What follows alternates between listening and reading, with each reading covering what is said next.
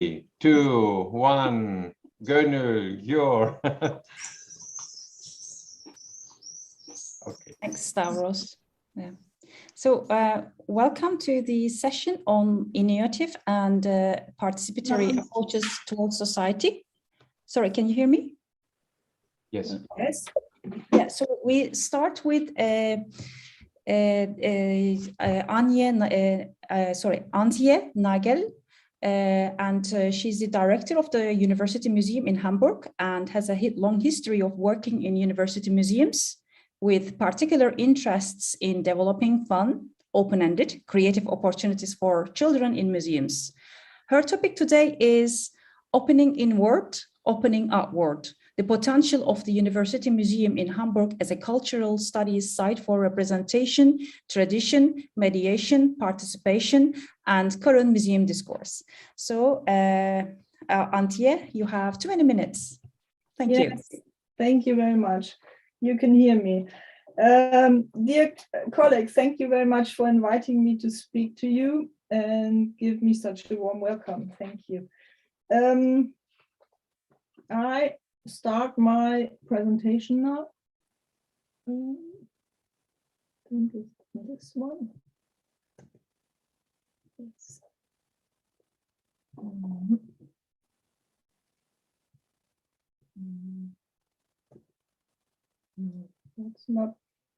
That's not the beginning, but this is the beginning. Okay, I start here. My presentation will be centered around the following questions, which I will explore with Universität Hamburg's University Museum and two particular projects in mind. What can and should a university museum in the 21st century be and do? And what are its advantages and disadvantages compared to other museums? And the second one is, what are the museum's responsibilities towards the university and as a representative unit of the university towards society?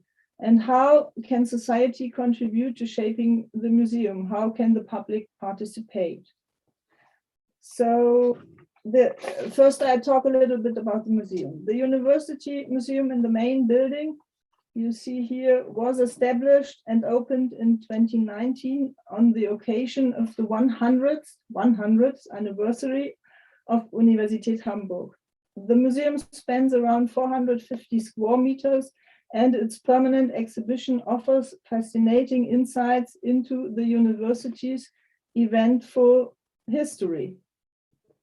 It focused on the tough struggle surrounding its establishment, the colonial background of its foundation, its academic heyday, and the many outstanding researchers attending it during the 1920s, and its role during the Nazi era. It illustrates the laborious resumption of teaching after the Second World War and the famous deeds of the Hamburg student movement following the protests of 1968. It explores the university's growth during the 1970s and 1980s and tells us about its recent path to becoming a university of excellence, a title awarded within the scope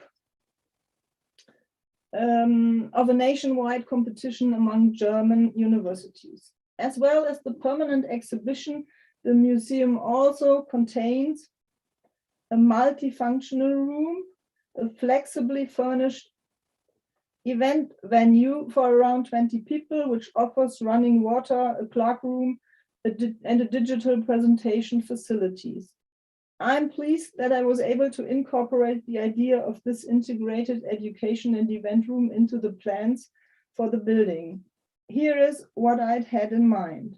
Firstly, running a museum always requires certain facilities like a clock room. Secondly, the room makes it possible to use the museum flexibly by having endowed as an event venue. For such a small museum, this is an important way of generating public interest and gaining an audience. You have to see Hamburg is a really big city. We have 2 million people living here, and we have many big museums. Organizationally, the museum was incorporated into the Department of Communications and Public Relations, along with the entire Center for Collections and Museums unit. I currently dedicate, we are coming now to the staff, I currently dedicate 50% of my working hours to managing the museum. The other 50%, I'm head of Center for Collections and Museums. My colleague spent 20% of his working hours, he's building a digital collection platform. And our 3 student assistants each work for 12 hours per week. I myself already held the role of project leader during the 2 years preparation for the exhibition, coordinating a team of external curators and the design company working for the university. Both the rooms themselves and their location within the historical main building are a great benefit for the museum, which is essentially situated right on scene, right where the history of the institution unfolded. In my experience, this is a very helpful factor. When it comes to teaching visitors about historical facts while providing them with a memorable experience. So generally speaking, university museum, I made some thinkings about the special of university museums. A university museum can be a museum in traditional sense, of course. The ICAM currently defines a museum as follows. A museum is a non-profit, permanent institution in the service of society and its development, open to the public, which collects, conserves, researches, communicates, and exhibits the tangible and intangible heritage of humanity and its environment of the purpose of education, study, and enjoyment. The University Museum Hamburg largely meets the definition, except for one point, which I believe is quite essential to the concept of a museum. To collect, we as the University Museum Hamburg are not currently engaged collecting. The university itself collects objects that have been created by science and scholarship, of course, but you may agree with me that this is not entirely the same thing. Our museum then is more of an exhibition site, an event venue, a place of representation, education, and I hope so enjoyment. I believe that a museum that exists within a university has a range of advantages. It can, for example, incorporate a wide range of interesting topics, all and any topics that are central to the university and its disciplines from all levels of society can be made the focus of the museum. The university has experts on virtually any topic. It also contains a great deal of infrastructure, technicians, graphic designers, public relations, marketing, photography, and so on. The museum is embedded in a large, systemically important educational institution. This creates a certain amount of security for long-term work. There is a large potential audience at the university. Students, of whom there are more than 40,000 at University Hamburg. Employees, of whom there are around 10,000. And university guests, of whom there were many before the COVID pandemic. And people attending lecture series and other educational events. And there are plenty of multipliers, such as students on teacher training degrees. But there are also disadvantages to having a museum within a university. Members of the university do not perceive the museum as a defined key function of their institution, unlike teaching and research. This can result in legitimacy issues. A lot of the traditional museum resources are not present at the university.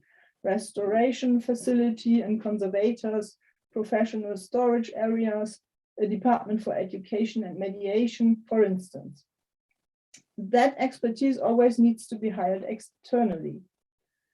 And the next is the brand of the university museum is always second to the brand of the university itself in Hamburg. And another point is, in our increasingly market and performance focused area, the museum might be viewed as a marketing tool for the university. of the university. If that is indeed the case, the museum is no longer a critical space in the best sense of the word. Instead, it becomes something like a corporate museum operating for a profit, with the assumed reputation gains being the currency. The boundaries are always fluid in such a scenario. University museums also play a pronounced and special representative role for the entire university and its guests. The members of the university management use the multifunctional room and the museum for events, for example, such as the reception held each semester to welcome newly appointed professors. In that respect, my strategic plan for the event venue at the museum has worked out fantastically. We give short guided tours on the university history for all those visitors. Internally, the museum is a place of identification for employees. It shows them that the past and present are interconnected. It shows them the tradition of their institution embedded in the history of society, politics, and culture. It gives them an opportunity to engage critically with their own tradition and culture. If we want to continue establishing the University Museum as a cultural science studies site situated between representation and tradition on the one hand, and mediation and participation in the current museum discussion on the other hand, we have to strike a delicate balance.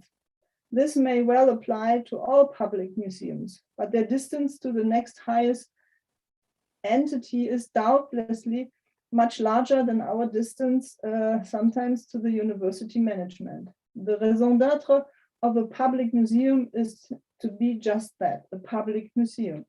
It is always perceived as a brand in its own right. Based on my own perspective on museums' work, a university museum should be relevant as local, national, and international education partner. In this context, we offer free guided tours for groups from other educational institutions.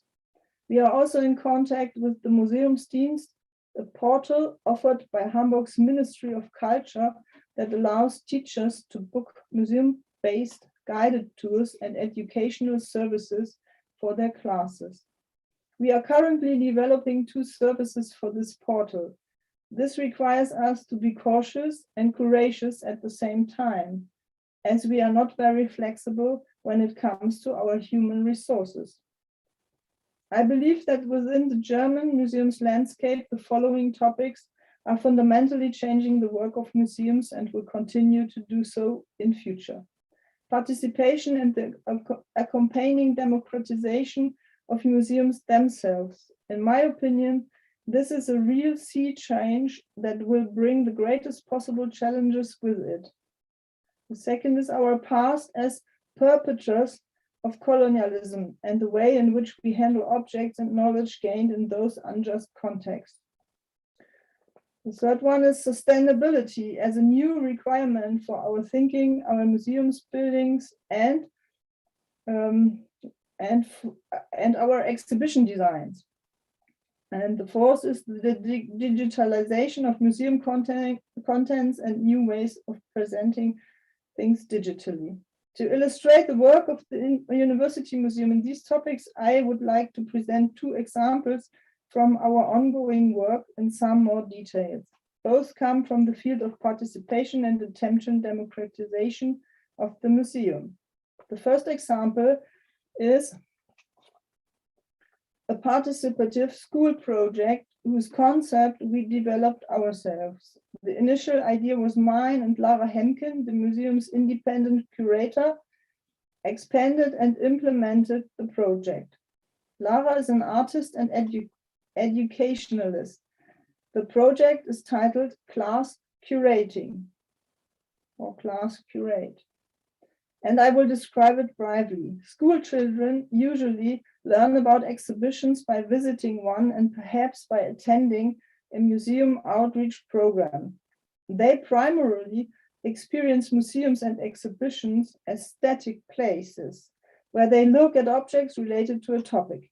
It essentially escapes notice that exhibitions are the result of creative and complex processes.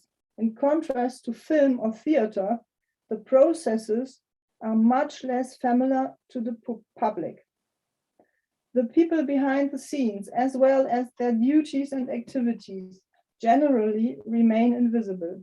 By integrating others into the curatorial process, we can shake up the static image of exhibition, revealing them to be something more contingent and dynamic. Our main thesis is that school children who have had done some of their own curating navigate museums very differently. They realize that museums and exhibitions are constructed by people and that they can help construct them too.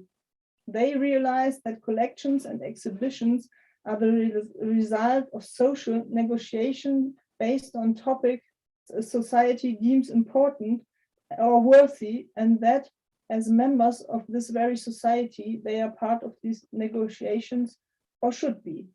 Music lessons have long incorporated an approach whereby music is not simply to listen to, but to make yourself. And we want to use this very approach in our class curating project. School children will create their own exhibition. What things are topics attract your attention? What do we keep? What should we represent it? Thus, the project will begin with the children looking for and choosing the exhibition topic. The project will take place during regular lessons at school and will also incorporate a museum visit. The foundation is supporting the project. By creating their own exhibition, the students can become aware of their own view of the world and have an opportunity to experience culture by actively shaping it. We just carried out this project with an 8th grade class in case the museum went to the school. The pupils were given the task of having an open discussion to find a topic to their exhibition. They found this quite difficult. In the end, they agreed on the topic of humans and emotions. Their exhibition was called The Emotionals. Its contents were set entirely by the young people, and its subtopics included arachnophobia, having personal letters written by Robert, broken vessels that are mended with visible scars, the Japanese art of kintsugi, children's toys that are associated with pleasant memories, and football trophies and medals which represent the emotions of joy and pride and remind one of certain moments in one's life. We have proposed an article, that's for the next. We have proposed an article about this project to a journal by the University of Leicester Research Center for Museum and Galleries and have just received a positive response. The second project I'm introducing is still being planned. It's a crowdsourced project about Hamburg's musical history. In conjunction with a planned performance by a comedian from Hamburg, it aims to remind the public of our Auditorium Maximum as a historical event venue. Many major international artists such as Pink Floyd, Tom Waits, AC/DC, and Meatloaf have played the auditorium between 1970 and 2000. Many Hamburg resistants have found memories of their concerts, which constitute some of the most formative cultural events of an entire generation. The auditorium has a capacity of 1,700 places. It's very small if we are thinking about music concerts today. So in addition to the 50 years later concert, its high-profile revival will take the form of a series of events on Hamburg's musical history and a temporary history lab on the topic at the University Museum. The latter is connected to Professor Thorsten Logge's research and research-based teaching in public history. Professor Logge currently teaches a seminar on Hamburg's musical scene in the 1970s and 80s in which he researches the locations and networks of Hamburg's musical culture with his students. Historiography is always based on sources, but unfortunately, many dimensions of Hamburg's musical history lack such sources. We are convinced that there are many important traces and potential sources that will help us research the city's musical past, from rehearsal rooms to music shops and event venues, from making music to experiencing music. We will be setting up a temporary history lab for this purpose in September.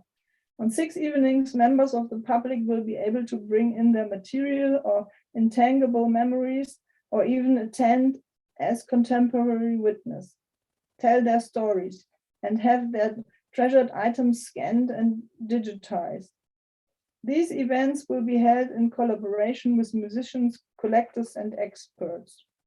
The lab will be located in the University Museum. Its temporary exhibition section of around 60 square meters will be available for that.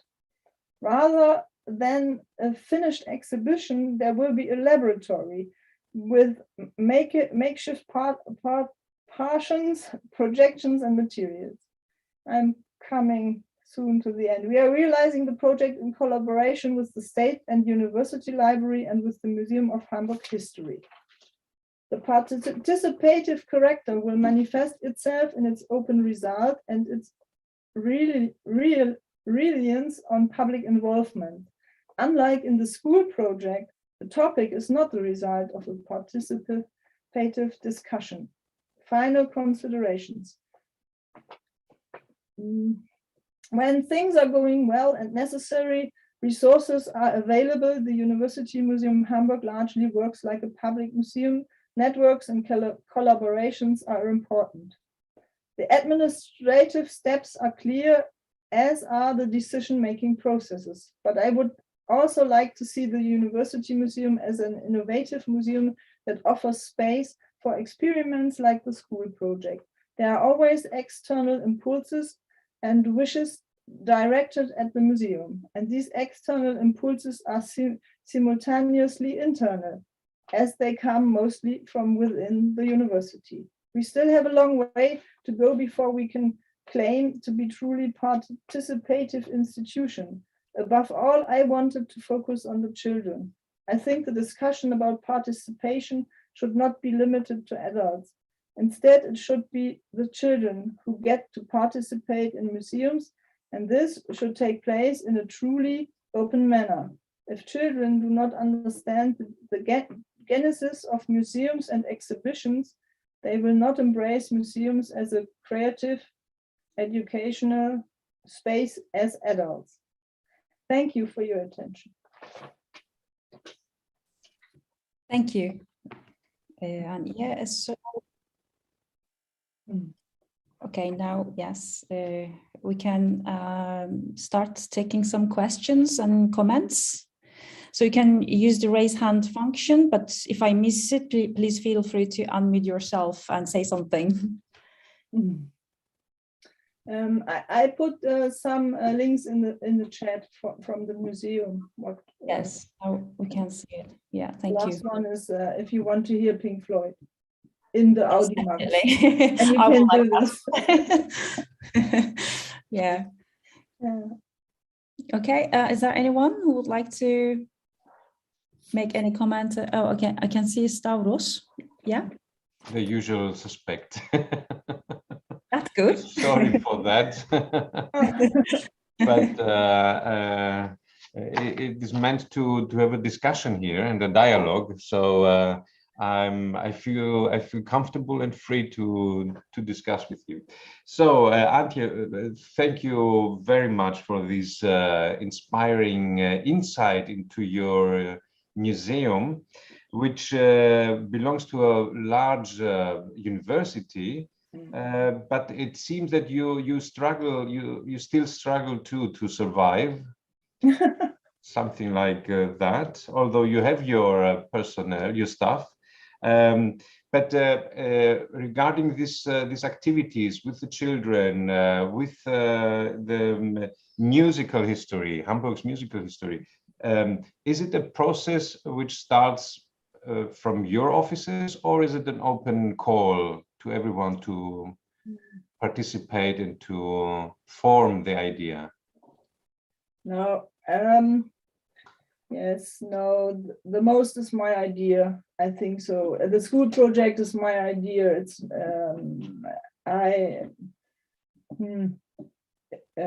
it's where my heart belongs to, I would say. And sometimes it's a mix. The professor was writing me an email that that there's a photo exhibition in Berlin, if we can show it in the University Museum.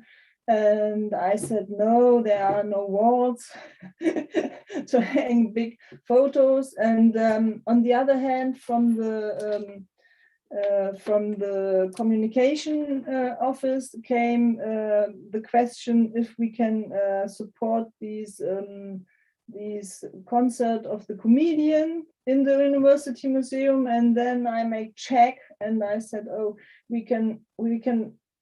I want to have a theme that comes from Hamburg University. I don't want to show pop star photography from all over the world. And then I asked the professor, is there any topic in your research? And he said, yes, I have a seminar about that. And so it came together. So that's what I try. I would like to have such input from everywhere and then mix it. Have you thought about advertising an open call for ideas and organizing events? For example, this music history is, I think it touches a lot of Hamburgians, Hamburger. So maybe you could find this crowdsourcing would be, I think, in favor of the project. You mean we asked the Hamburg people what they want? Yes, an open call, yeah. Not an open call in the university, outside. No, it is in the city. I have to learn thinking that. Okay.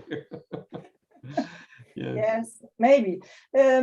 Yes, you see, we started 2019, and it works good, and but then the pandemic, the museum was closed, nobody was there. We made an Instagram account for the museum, and the three students, they are writing the posts. But in our institution, the students, they are paid. They are less paid, but they are paid. So they have a job and earn money for their life. And because I want to stay them, we make Instagram posts. The head of the university changed, and now it's, I think it's getting opener.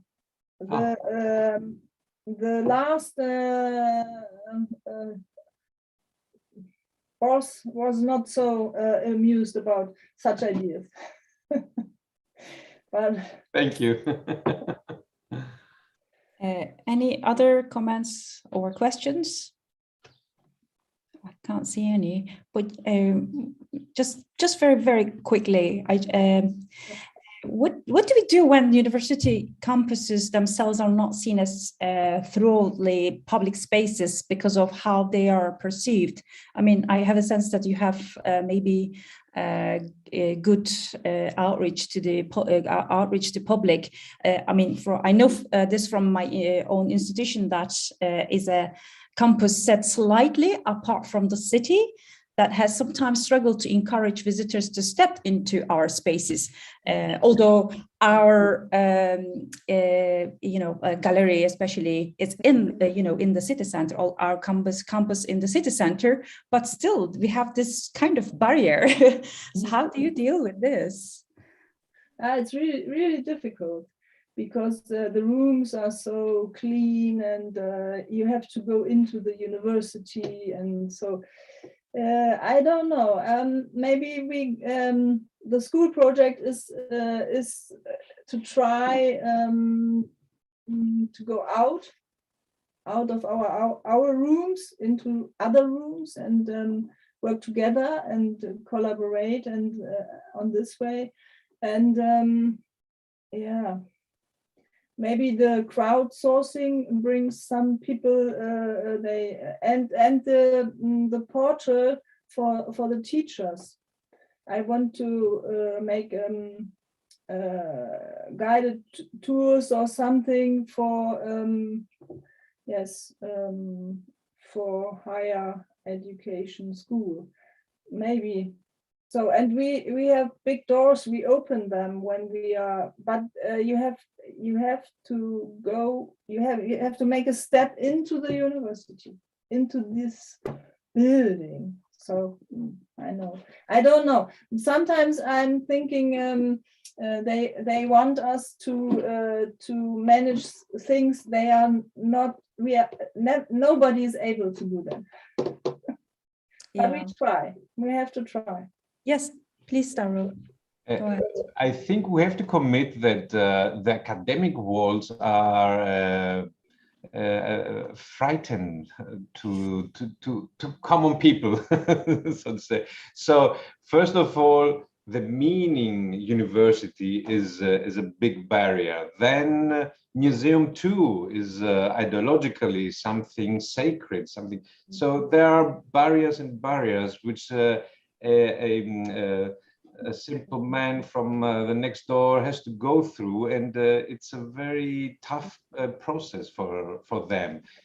That's why we have to find the way to pull down these walls and to invite them to drink a coffee. Come to drink a coffee at the museum. Before the I tried. Yes, I start with the staff of university, and then go further. But before the pandemic, we had a good event. It was a museums night. All museums of the city are opening in one night, and there were buses carrying the people from one to another museum. And we had so much visitors in one night, and so different visitors from other days. It's a really good event. We have to make some, I think, big events to make the space normal, or just yes. Yeah, that works. Yeah, I guess we are the same. We are trying to, in our also research as well, we try to include public, and we try to, do research with them. So just communicate really. And also we've been questioning how our academic work could reach out to public. So yeah, these are challenges that's still ongoing, of course. Okay, so if there's okay, I can see somebody has written. Yeah. Okay, it's just from Natasha, I guess. Okay, so if there isn't any immediate comment or question, we can move to the second paper. Yeah. Okay, thanks very much, Anya. Yeah. So now let's see. Okay, we are moving to the second one, and we'll have Stavros Vilizos and Elena Vasilaki. They are here, yeah? Yes, good. Okay, so just very briefly, Stavros Vilizos is associate professor in the Department of Archives, Library Studies and Museology of the Ionian University, and director of the museum collections of the Ionian University.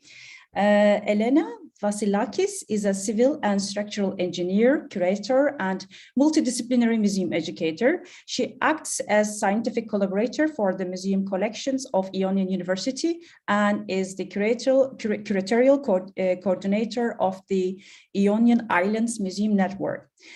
Stavros and Elena's talk is entitled Bridge the Gap, Museum Edition, Art Healing Educational Programs for Mixed Age Groups, focusing on elderly and youth participation and inclusion.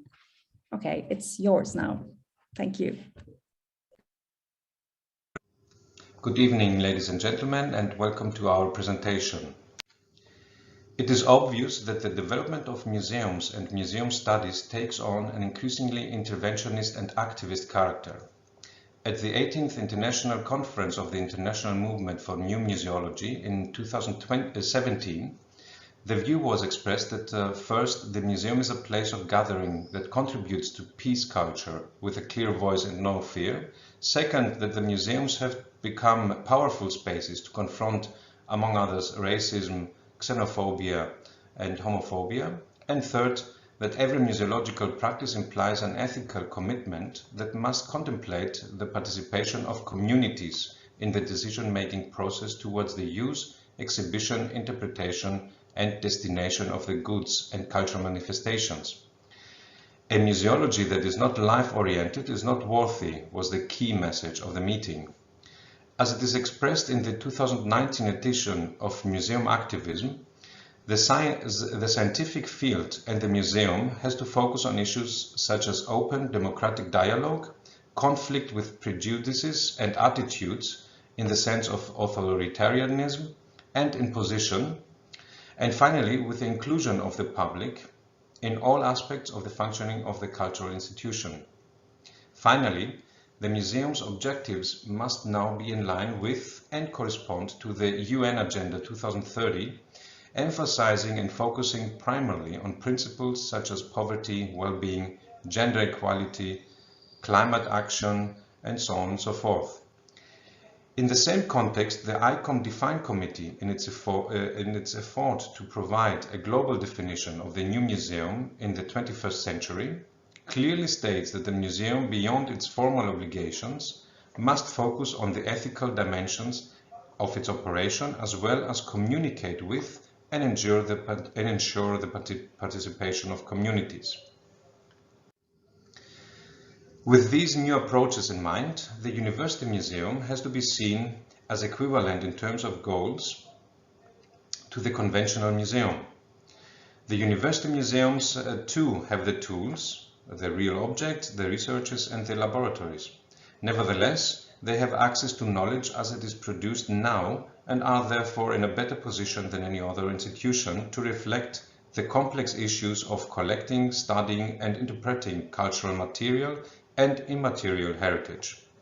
Moreover, the exciting new role for the 21st century university museums focuses on the issue of social engagement and a contemporary and more complete display narrative, employing an object biography approach. Taking into account the above, the Museum of the Ionian University has chosen from its very beginnings 4 main pillars of operation, which are reflected in its mission statement accessible to everyone through its website. We want to focus on the notions of first we, through the main force we have as a university, the students, and the communities that live around us. Second, participation and involvement of everyone in the work of the museum. Third, networking and developing relationships in the cultural sector. And finally, fourth, thematic interventions related to current issues.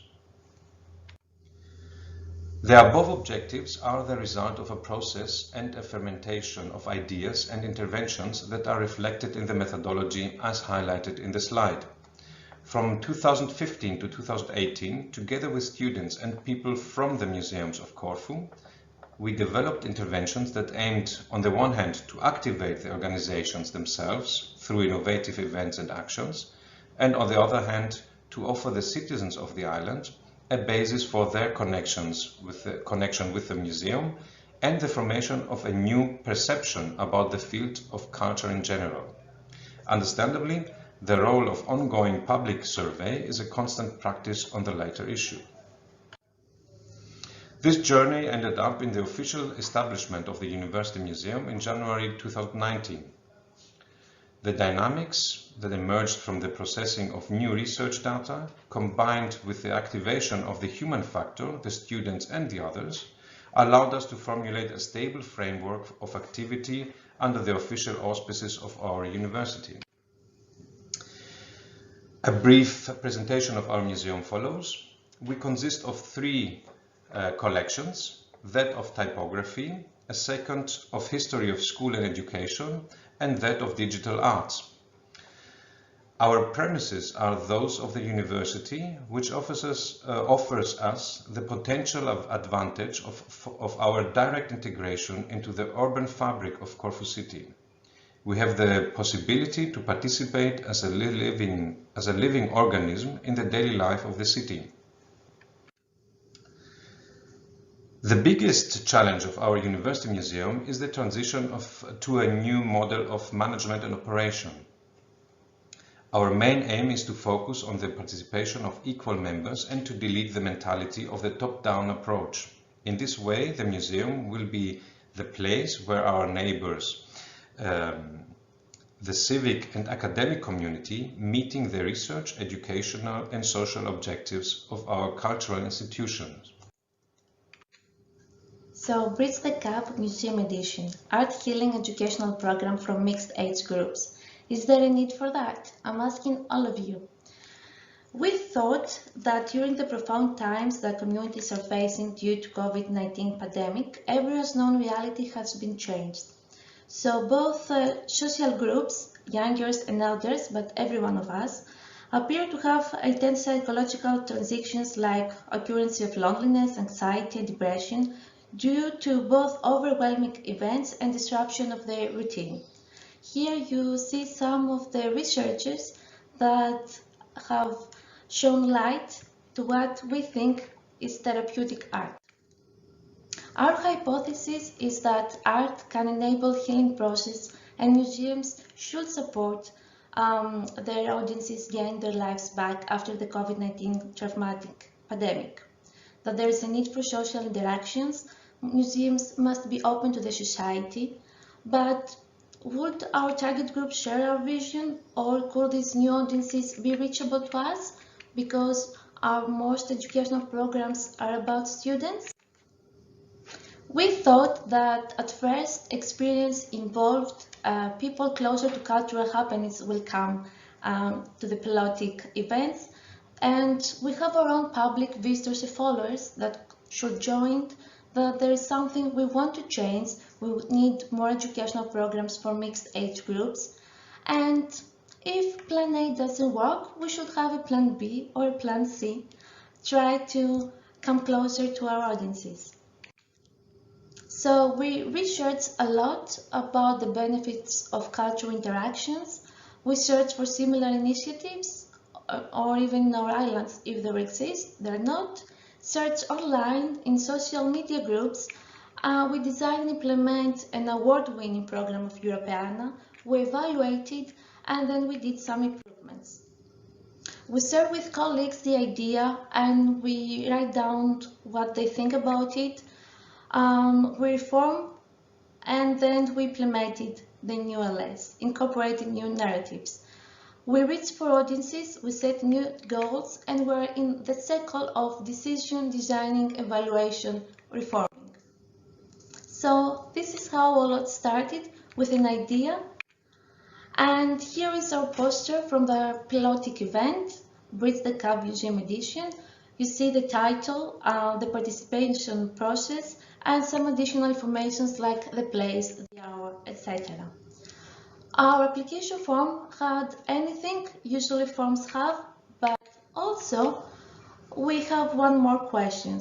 We gave a list including people with disabilities or degenerative cognitive diseases, with learning difficulties or chronic problems or even allergies, because we wanted to provide a service closer to our specific group's need. So our scope consists of underlying the need of art, the support of its healing effect, assisting cultural awareness, raise empathy, the relief of stress, and of course community empowerment. The outcome of our participants will include new cultural databases, new digital skills, technological literacy, empathy, and of course they could have fun.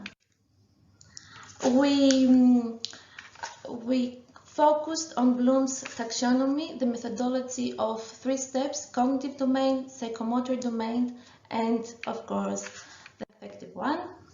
And our learning scenario started with an introduction, a way to understand what our participants think when they come closer to the question, what comes in your mind when you hear the word trauma. You see here the words pain, wound, bad experience, but also when they hear about the word cure, they think about relief.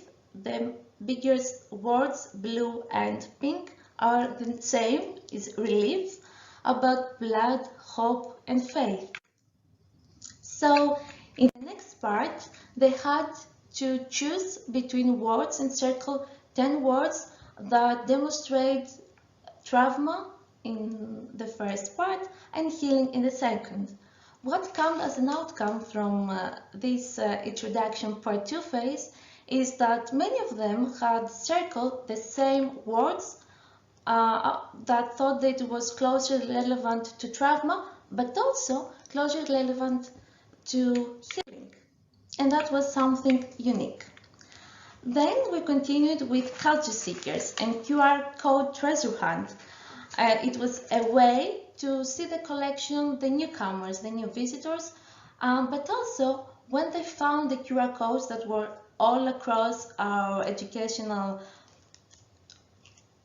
exhibit, they could scan it and they will see in their mobile phones artifacts from Europeana, Historiana, or Arts and Culture databases that they demonstrate healing or pain from different countries or different cultures.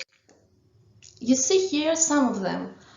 The learning scenario could be hybrid, so on your left you see a form that you can plot and give to your participants, and on the right what your participants will see with the digital format when they scan the QR codes. So you see manifestation of physical and body pain, but also some things about empowerment, new horizons, and new starts. Here you see some photos of our learning scenario, and then we had our time break. In the time break, it was very unique that they start questioning each other and talk about identify that QR code, when you find it, and they start to communicate with each other better. Before we continue with the Phoenix phase, we saw them all the artifacts from the QR codes and asked them if they remember what they read about it, so they exchanged what they have found, what they thought, and they agreed that all the artifacts saw parts of pain or trauma. So in the Phoenix phase, in an open conversation, they talked about one they can recall, or if they can recall different kind of manifestation of trauma and healing, if they want to express a personal story, and how they imagine to portray it if they had a chance to.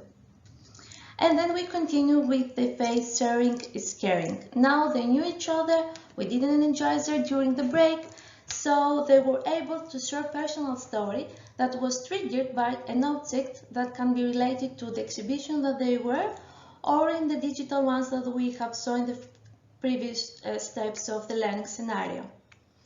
And then they shared some of their thoughts using the given boards. The given boards was about trauma and healing. Some question was about what I want to do when I feel sad, or what was the last time I cried, and for what reasons. Some other questions was about what can I do if someone's feeling bad, what I do to make me feel better, what I'm in a low, sad point. And then, of course, we talked about, does culture cure? It's the ultimate question. You use some tools and elements given to share some thoughts, and it was an open discussion again, and how someone could express during this program. What they said is that culture is having in troubled times, that some others said that culture cannot be by itself a cure, can enable the process, of course, but could work together with psychological therapeutic programs. Some others said that culture smooths pain. Some other wasn't really sure how to answer to it. Culture could help more those who are productive in art, like artists. They're more therapeutic with them. So we didn't have an ultimate answer in our question, but it was very good to have them demonstrate their feelings and write down what culture does to them, how it interacts with them. And of course, we have the evaluation, the assessment. But before we go there, I would like you to see the participants' age. The only target group that we didn't have were those between 20 and 30. We have, of course, a participant from the university students, but it was during the weekend. So we hope in the next implementation we have some of that target group too. And here you see some of us during the time. And evaluation form. We did also observations, so you will see all our results together. We asked them in the evaluation form what was the main reason of their participation. That is something we would like to give for ourselves for now. You see the evaluation form here.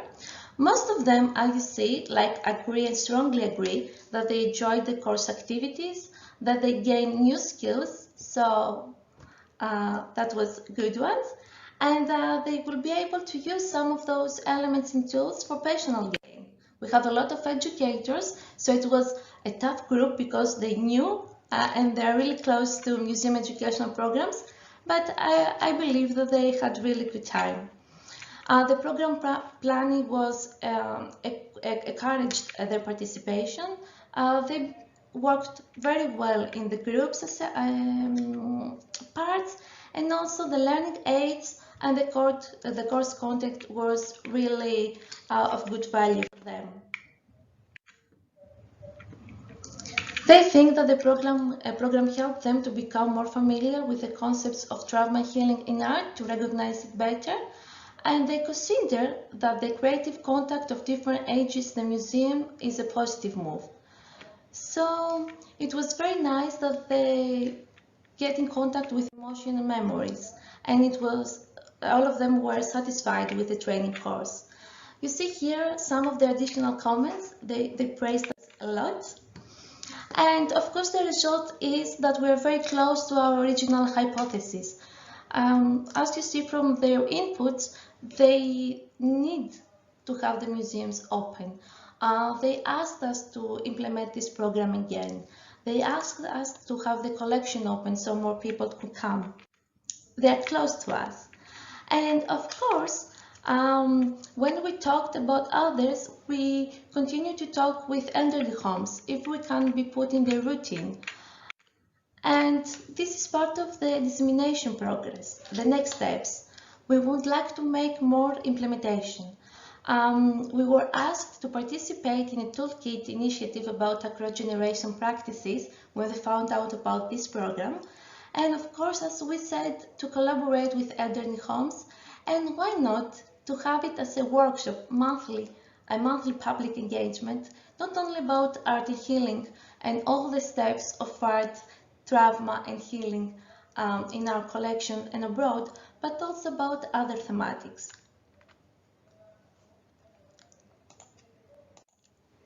Thank you for hearing us.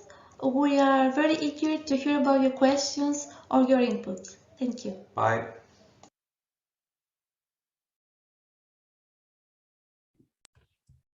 Thanks, Stavros and Elena. I'm not sure if Elena is here. Oh, yeah, I can see Elena now. Hi, Elena.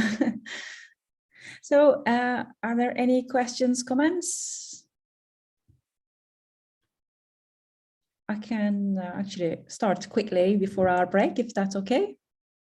So why did you choose the mixed groups in relation to mental health?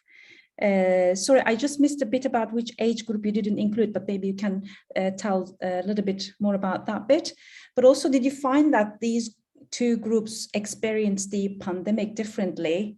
And what was the rationale for bringing these two groups together? And the health issues that affect them are also very different because of their life stages. I mean, especially in the UK, there was a big discussion about how youth and, all, especially elderly, experience pandemic. And it was a little bit controversial towards the youth. So I don't know how that worked in Greece. Yeah, I mean, what was your experience with that? Can I answer? Yes. Yeah, sure. Okay. At first, a learning scenario that we have it was one of mine that was award-winning last year from the European educational competition. And it was about students between 12 and 13. And the thematic is culture cure and trauma and healing across time and space. But as we did research, we show that not only students' routine changed in the pandemic with a big emotional troubles inside them, but also elders became more lonely in a way. Less creative work, there's less work, and of course the fear of the unknown part of the COVID consequences. So we thought that we can change the learning scenario a bit and do our first mixed age groups, because for the research that we have shown and from United States or Australian museums or social initiatives, we showed that the results were very good for most groups. Elders and young people, when they come together, they can make wonders. So we thought that it was a good initiative to start and see in the pilotic phase if our followers, our public, will come and enjoy this initiative, or if we can reach a new audience, because most of our educational programs are about students. And from the three collections that Mr. Stavros Blizos said the Ionian University Museum has, we chose the school exhibition because it's something that is common from the young people, all of us, and especially for elders, even if they have cognitive disease, for example, like dementia or Alzheimer. It's something that is very rooted in their mind. It's something familiar. And if you saw for the photos, it's like you are part of an old kind of school class. The input they gave to answer the second part of your question is that they have similar interactions. And because both target groups are not very good with technology, especially if we talk about really young people, learning how to scan with very public apps, QR codes, and be in treasure hunt to see the collection, to remember something from their times, and to collaborate, even if they didn't know each other. It was really something very joyful to see. And the report shows that it's something that they would like to participate or have it more in their routine. That's why we'll try to come in contact with elderly homes. We think that it will be supportive of them. That's a really nice idea. Yeah, thanks. Thank you both for sharing this. It was very interesting. Yeah, and I think there's a question in the chat. I have a question regarding plans to engage with homes for the elderly. Yes, may I? Sure. Can you hear me? First, hello to everybody. I had a great pleasure of listening to all of you during the day. And I have a question regarding the homes for elderly, because, for example, we have an arboretum at the Faculty of Forestry, And they have 2 years for now, horticultural therapy for children with disabilities. And they're having actually some kind of interactive activities involving some of their collections with the work in garden, to put it simple. But now they're planning actually to introduce also this kind of therapy to the homes of elderly nearby the faculty, because for the elderly people, especially in the time of COVID, it's very difficult to commute actually. So I had a question: how do you plan to overcome this distance, for example? Because for the elderly people, it's really the question, especially in the homes for elderly. Elena, the floor is yours. Thank you. Yes, COVID is something that has troubled us all because we're in a creative hiatus. We are in the center of Corfu town, not this exhibition, but the other one exhibition about typography. It's already close to some elderly homes. Also, we can go to the elderly homes. In the first phase of every program is to contact them to see what their needs are, because as you see from our format, we include very different parts of needs. So every time we implement this program, maybe the needs are different. So we have to be a little bit flexible and know the needs so we can service better. We are in talks with elderly homes because still we haven't been the normal way of working.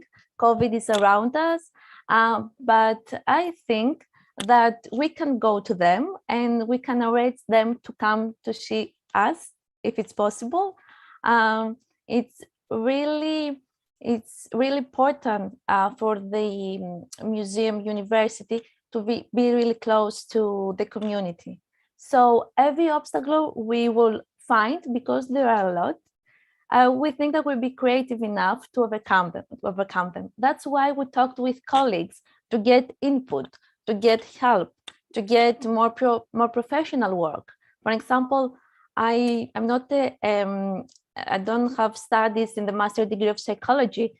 I do have some seminars, etc., but we need the input of cross-disciplinary works. And allow me to add that I think the most powerful tool we have is the word of mouth.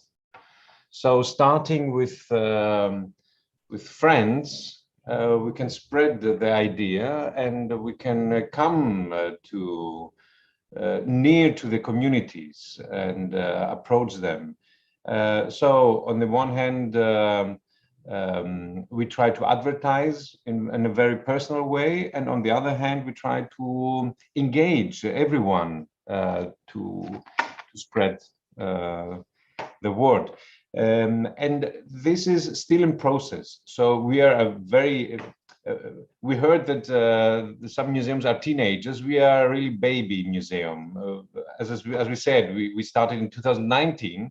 And with the pandemic, we couldn't get the opportunity to do.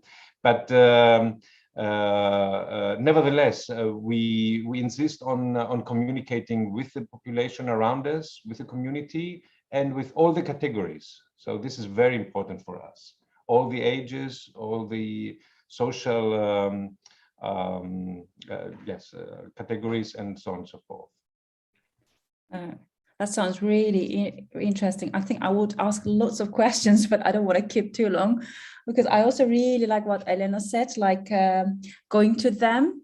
I think it's very, very important. It's a great approach. So we don't always have to bring people into our museum or university or whatever. So it's nice to create that interaction. So I think, it's great. And hopefully we'll have a chance to talk more at the end.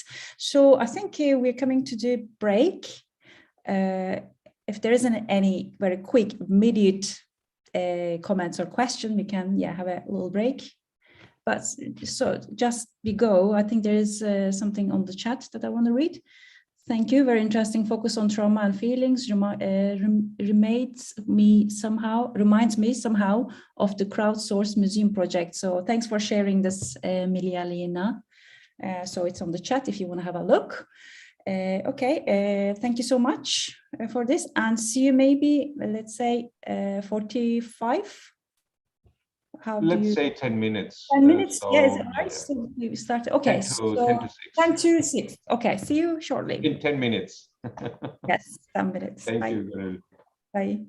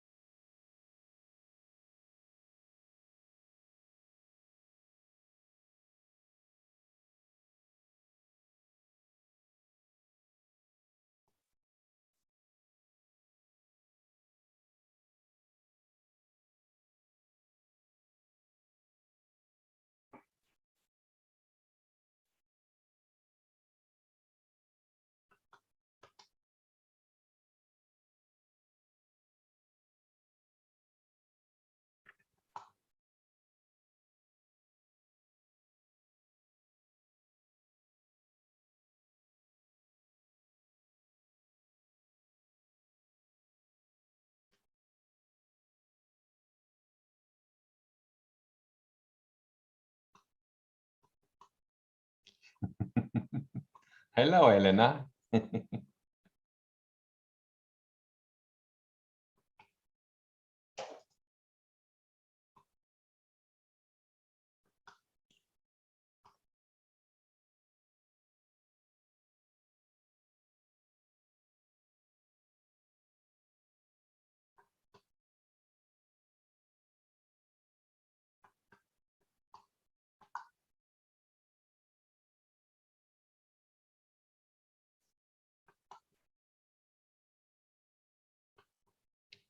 So I think we are back.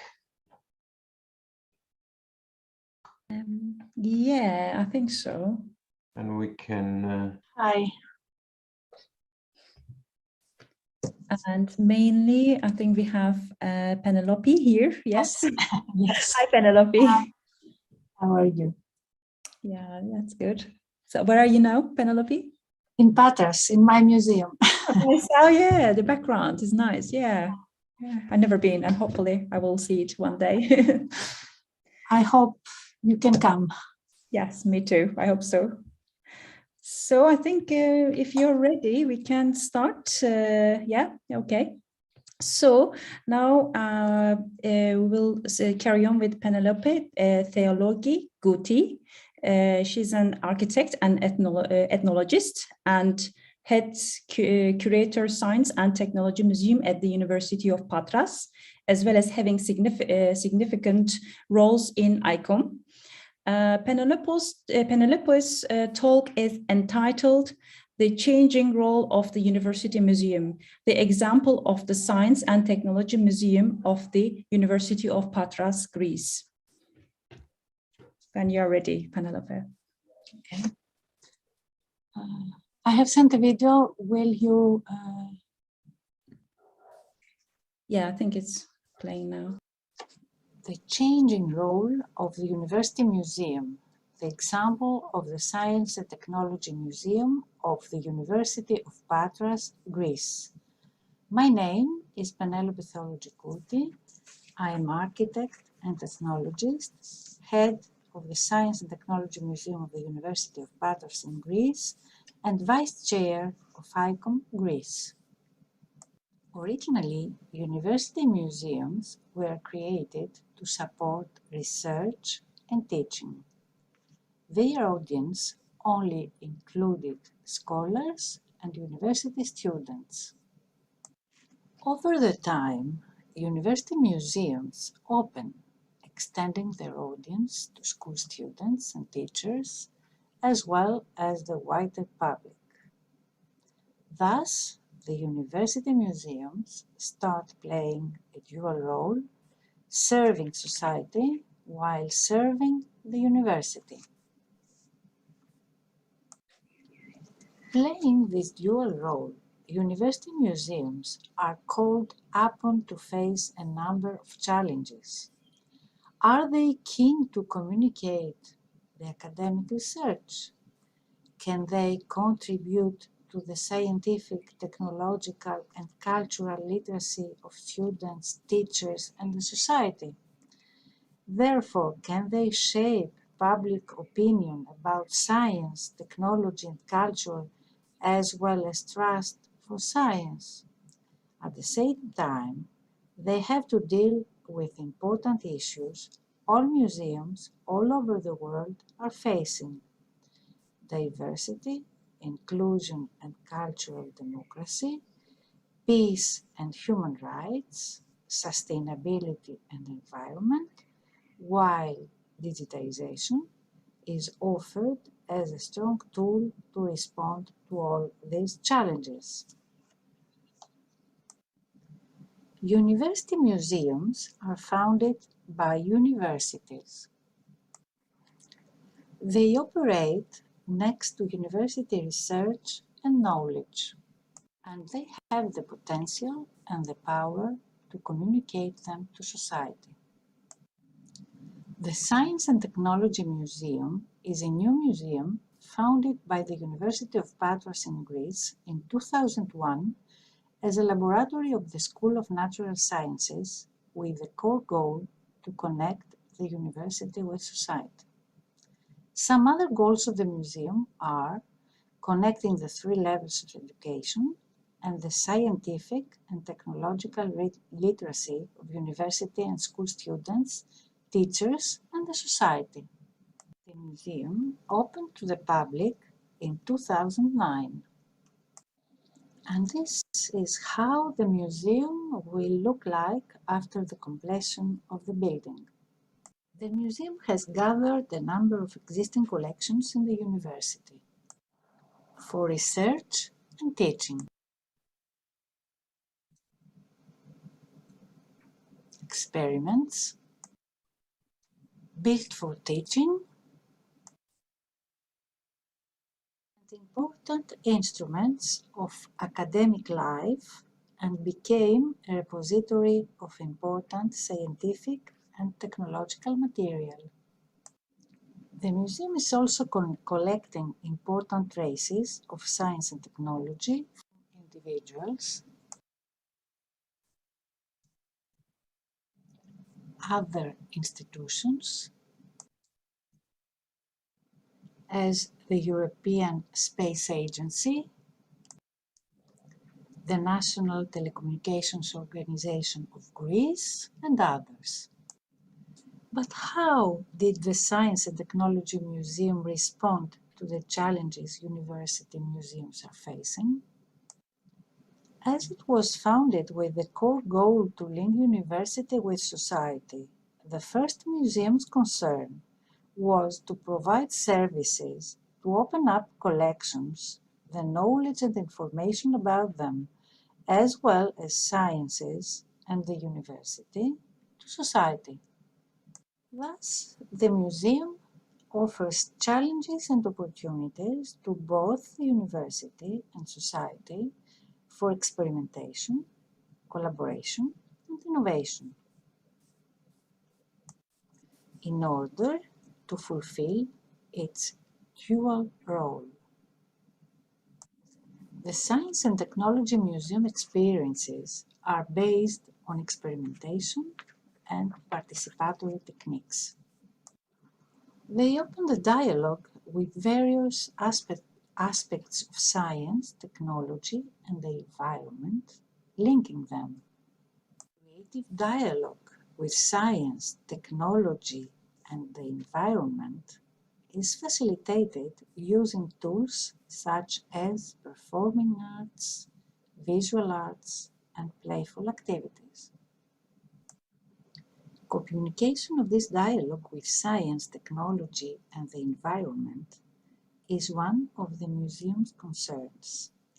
The main tools to communicate and interact with all audiences are the permanent exhibition, Telecommunications in Our Lives, presenting telecommunications in ancient Greece, the evolution of telecommunications over the time, physics as the basis of telecommunications, and different types of telecommunications.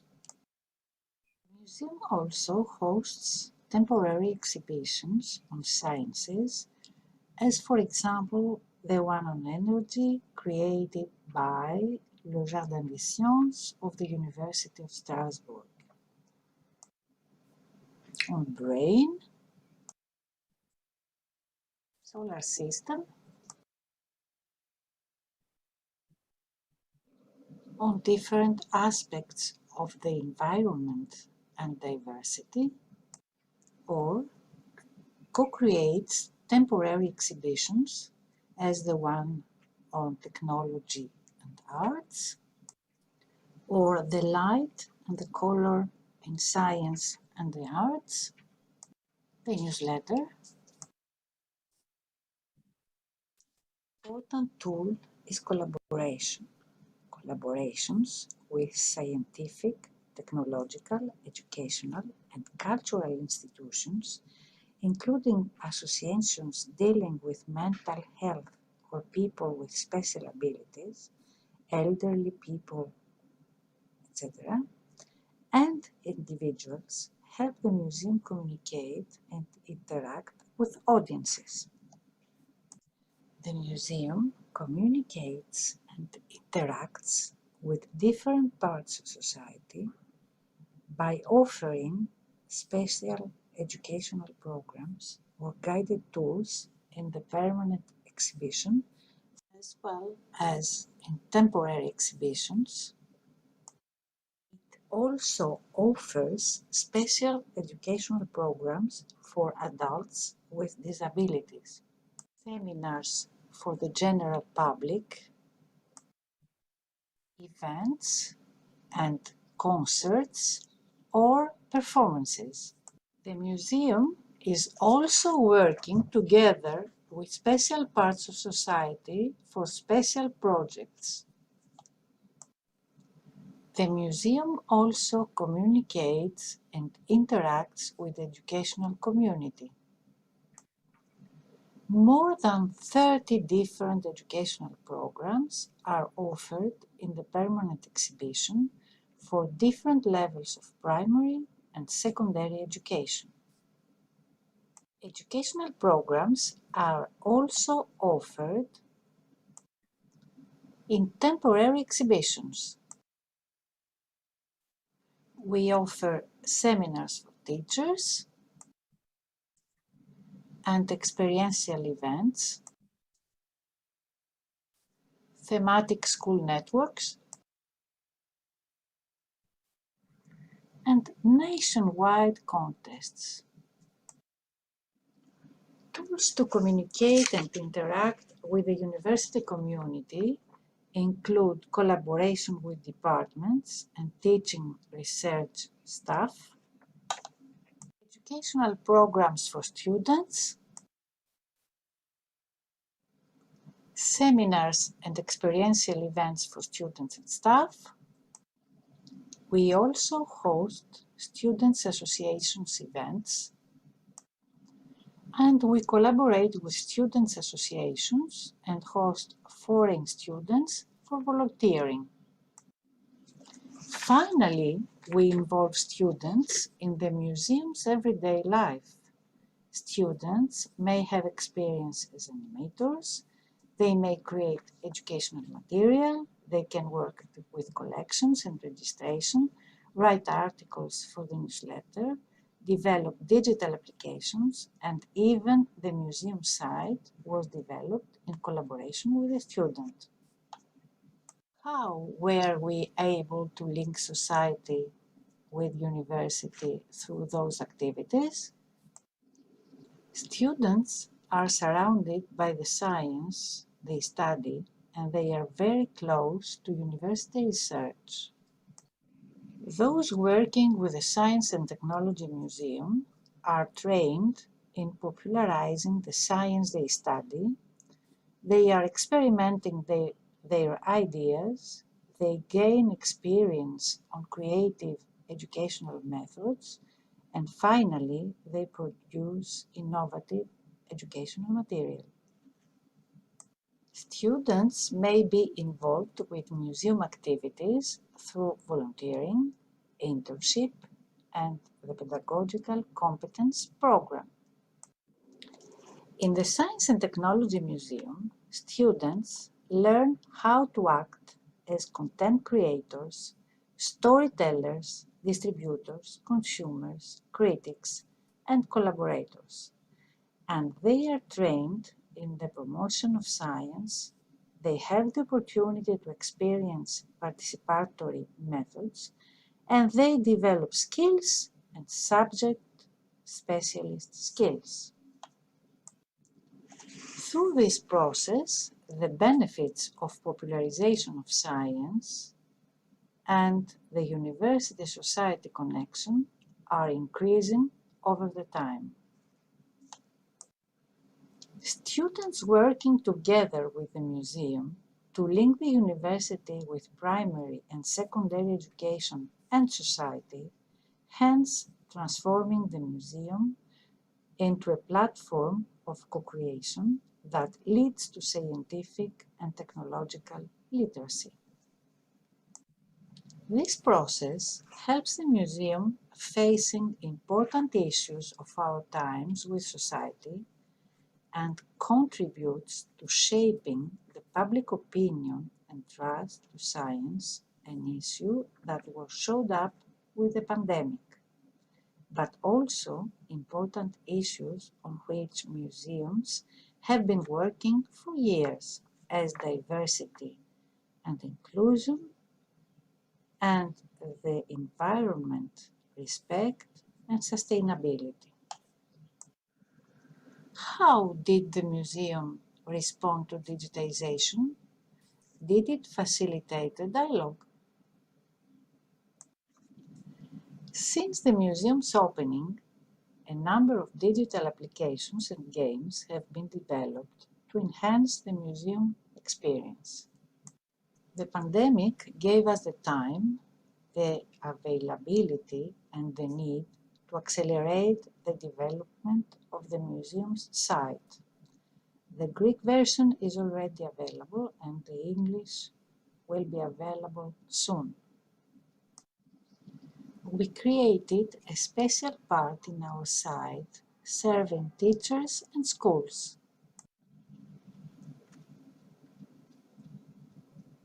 We started creating VR/AR exhibitions. We created VR/AR exhibitions with material produced by school networks. We organized remote events through an online platform, as well as remote seminars and educational programs. We offer 4 remote educational programs. Digitalization enhances the multidirectional dialogue we are constantly developing with our audiences and helped us stay in touch with them in difficult times as the pandemic. Thus, the Science and Technology Museum, by providing all those services, opens university research and knowledge to society and the educational community and contributes to shaping public opinion and trust to them. Thank you.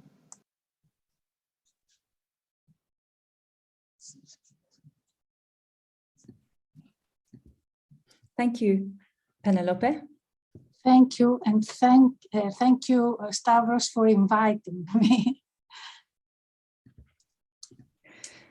So yeah, thanks very much for the very interesting paper. So are there any immediate questions, comments, anything to share? Oh, I think I can see Stavros, yes. Can start. Thank you for being with us, Penelope. It's wonderful to listen to what you're doing there. It's amazing the work you're doing there, and how you develop all this institution. So I can imagine there are still some problems in this nice view you offered us. There are a lot of problems, a lot of problems. For me, there is one question. Since we have such a big university with a clear direction, let's say technological direction, and I would say very hard technocrats, also in teaching staff and administration, everything. How is your relation to this university community? Do you feel comfortable with them? Do you feel that they accept you? Or is it still a struggle for you to produce all these things and to have to show always that yes, you are there and you struggle to continue? Yes, it has been very difficult to arrive to these results. When I started in 1998, the director of that time had wanted to create a museum in order to connect the university with society. I started with nothing. I had nothing, not even a desk or a computer, nothing. The worst thing, the most difficult, was the mentality of university people. Not only the teaching staff and the teaching and research staff, but also the administration. Things have changed, but nothing is easy. It's a constant war. But all these years, we have done a lot. We have reached a very big audience. Before the pandemic, we had 44,000 visitors. Yes, more than 44,000 visitors. So this is very, very big, and they cannot ignore it. But we still have problems, and we always have to fight.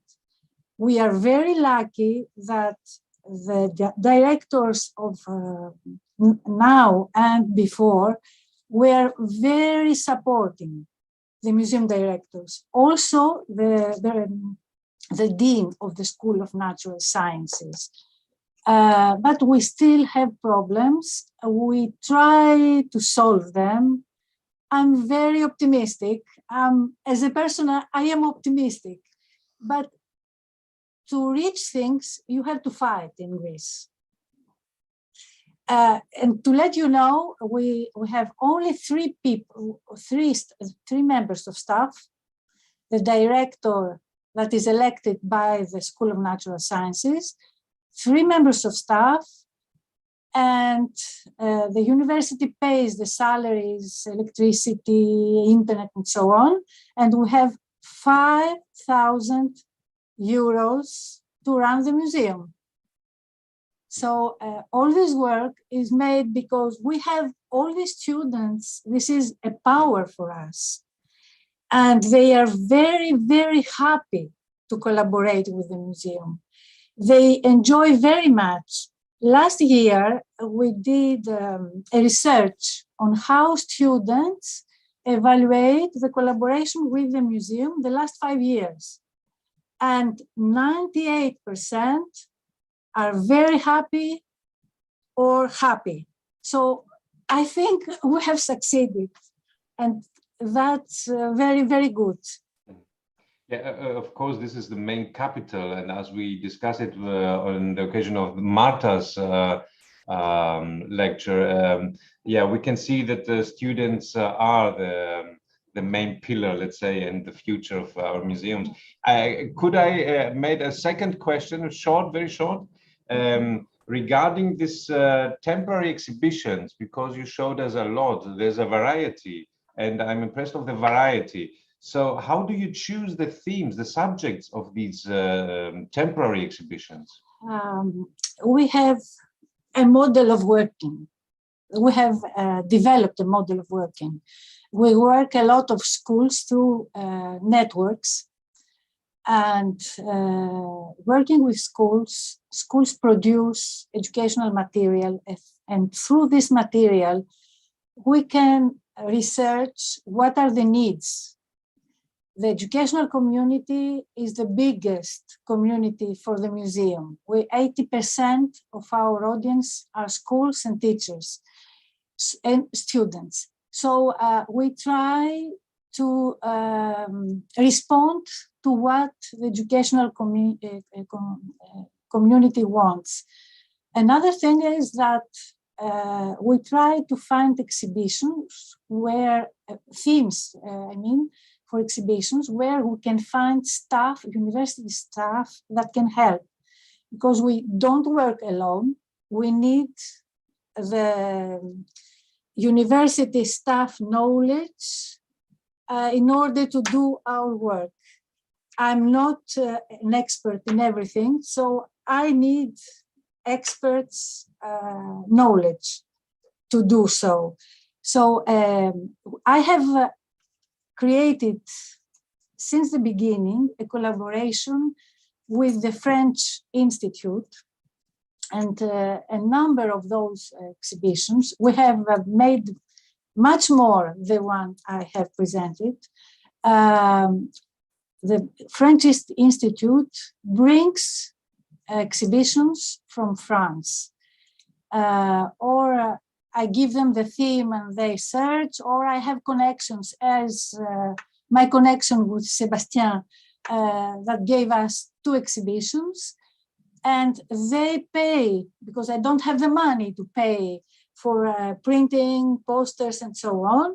We develop additional material, we develop experiments, and we develop educational programs with groups of students. So for every temporary exhibition, we offer educational programs for all levels of education. Thank you. Thank you. Thanks, Penelope. And thanks, Staro. It was my question as well.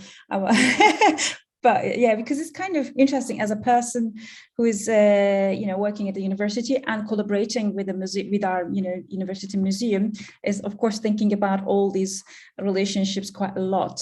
In fact, this was my question for Antje as well. How do you manage to maintain also the museum's identity as an academic institution, but also one that is appealing to public? Also, as I said, I'm an academic. But I have also museum background, so that makes my relationship a bit different from some of my university colleagues. Don't always understand museum practices, time scales or communication approaches, or what is interesting to audiences. So on the other hand, of course, academics can be frustrated with university museums that they see as too simplistic or focused on popular programs without scholarly content. So in short, how do we manage these tensions? So that you need to have a big stomach and a big heart. And to reply on how academics are feeling about museums, when we opened in 2009, we had a number of events. We have planned a number of events, and I have sent to the mailing list of the university a message saying that the Museum of Science and Technology is opening with those events. A professor of physics replied to this list, to everybody, that the university has money that is not important when is a garbage for the museum, a staff that is garbage, and he wants to create, I don't know the English word, garbage, let's say. Yes, that was the first. You can guess what you mean, yeah. Yes, but as I said, I am a very optimistic person. And when I have a vision, a direction in my mind, I don't see the obstacles. And I go straight. I fight. I'm lucky I had many people that helped me and supported me, and that is very, very important. Yeah. And what I have to say to other new museums is never give up. I never gave up. Yeah, you got to try. Yes, I must say, I think we improved a lot, like compared to old studies that I heard.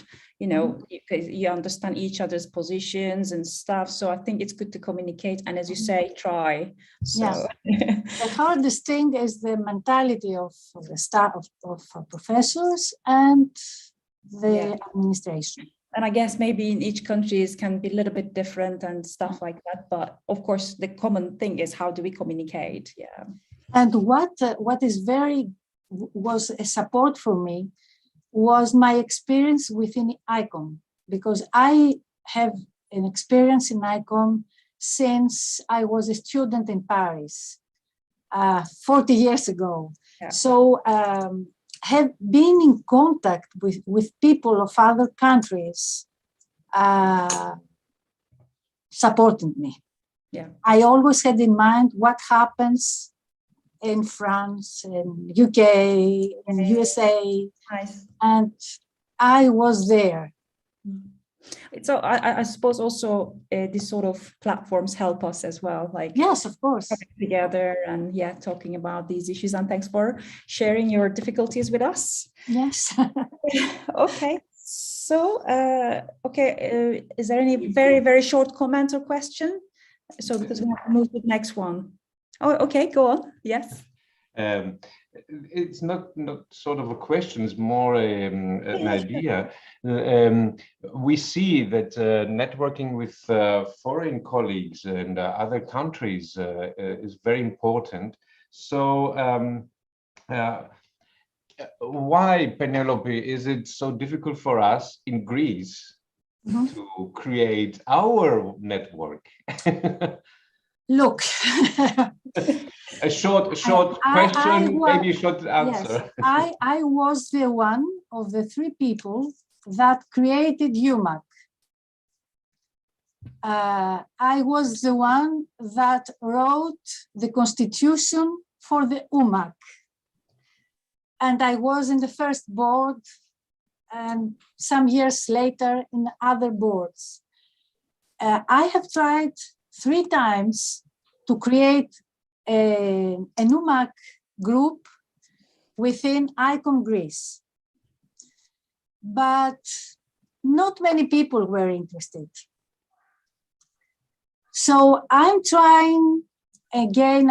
I'm again a vice chair of ICOM Greece, and I have organized some events for university museums the last 2 years. I hope we will change the mentality of university museum groups. Yeah. Okay, I think probably this will be a bigger discussion. Yeah, definitely. I can imagine. Yeah. Okay, so we can maybe move to the next. I think I can see, the good discussions is coming up for later on to probably follow on. So thank you, those 3 great papers. And so now we are having the last paper for this session.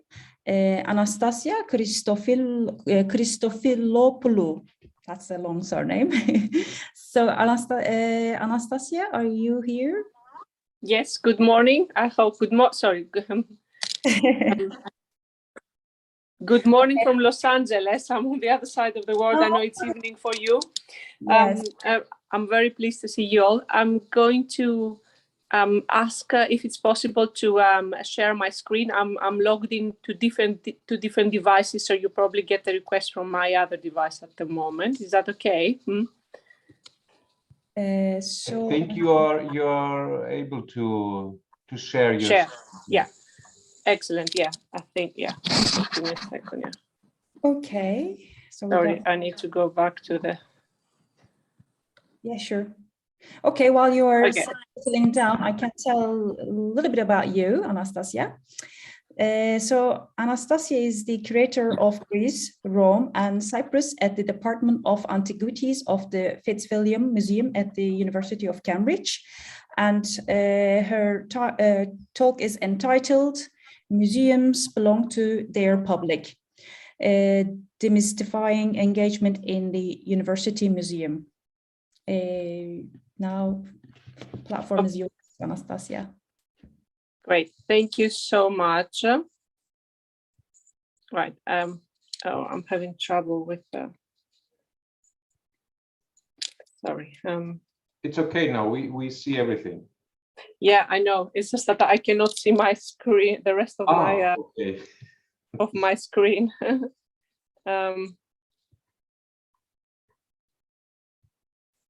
I'm sorry, just give me a second.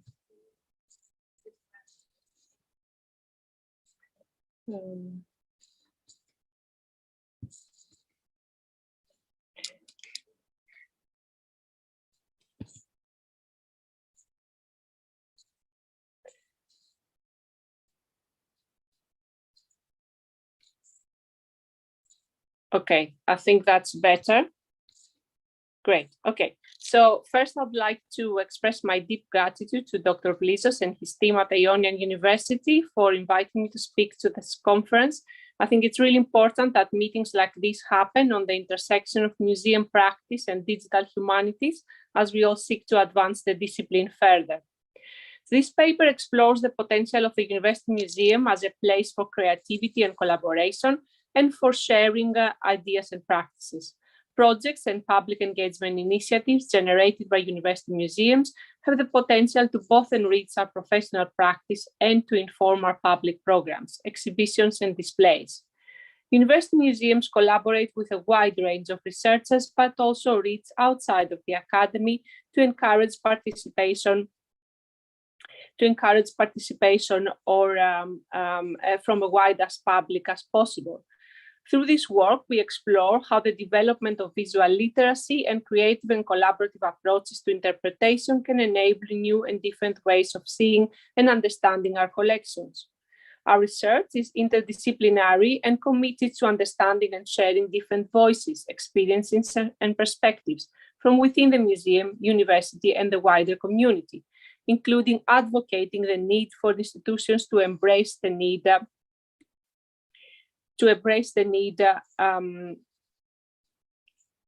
just a second.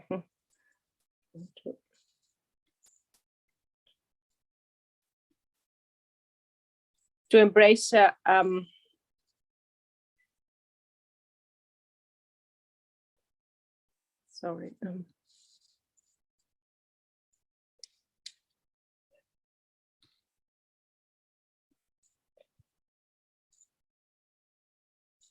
to embrace the need for public scholarship. However, does this message from the university museums really get across to touch and impact the lives of our wider audiences?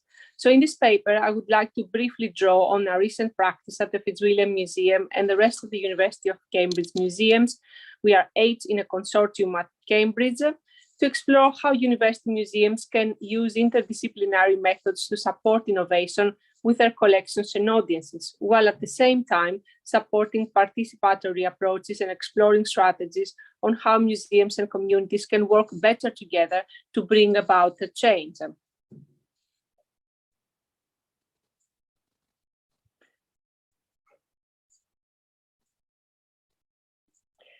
So I would like to start with the influence that public archaeology has had, for example, in our dialectic with the public in museums. Public archaeology has had a very long history in European countries, as well as North America, in creating a dialectic with the community surrounding archaeological and heritage sites. However, a large part of today's public engagement in archaeology now centers on museums. And this relationship is further strengthened by the fact that many large European art and antiquities collections have been assembled and are maintained with public funds.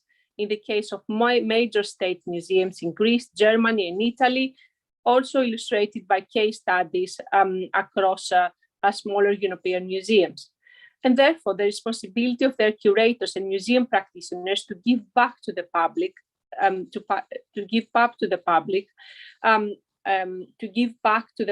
via their collections, via learning resources and public engagement activities is of prime importance. For many museums, this change of direction from inward-looking institutions to those that seek a more dialectic and dynamic relationship with their audiences does not simply derive from their curatorial and learning practitioners being more sensitive to issues of public engagement, but is also the result of fundamental changes in the way their public now perceives and experiences the ancient world. In other words, change seems to be happening from below, just as it was a few decades ago with the dawn of public archaeology. Improved accessibility to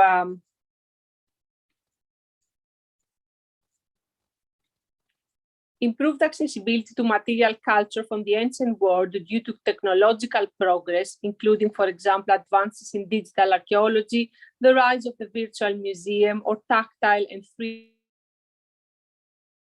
the public's increased ability to travel to the source countries of ancient world collections have together led to the significant changes in the ways we perceive, engage, and experience the ancient world. Museum curators, educators, and other museum professionals are suddenly faced with the challenge of how best to exploit these changes and opportunities and to create appropriate activities and programs that both reflect their collections and inspire different audiences to visit them. Even more, perhaps, they are concerned about how to translate their ancient world narratives previously often based on academic vocabulary and way of thinking, into narratives and interpretations understood by the wider public and relevant to the everyday experiences. Again, several contributors across the European museums concern themselves with creating the right balance between analog and digital resources to support the visitor's experience. Most museum professionals now acknowledge the public's right and need to curate one's own experience by being able to access and focus on the information that interests them as individuals. For museum professionals, what looks already like a challenging task becomes even more complicated when it is unclear whose competence is the greater in facing those challenges. So one of the questions that this paper explores is the extent to which public engagement with the ancient world is actively pursued in current European university museum practice. University museums have been in existence in Europe as early as the 17th century. One notable example is, for example, the establishment of the Ashmolean Museum in Oxford in 1683, which was followed by the establishment of the Fitzwilliam Museum in Cambridge, which was founded in 1816. Since the founding of the first university museums, and to date, university museums in Britain have achieved more than 300 years of collecting, displaying, researching, and teaching their collections. The changes that occurred between the 17th and the 21st century in terms of teaching, scientific advances, and understanding of the natural and ancient world within those universities that include museums had a very significant impact on the kind of collections that were created, how these collections were preserved and conserved, as well as how they were displayed.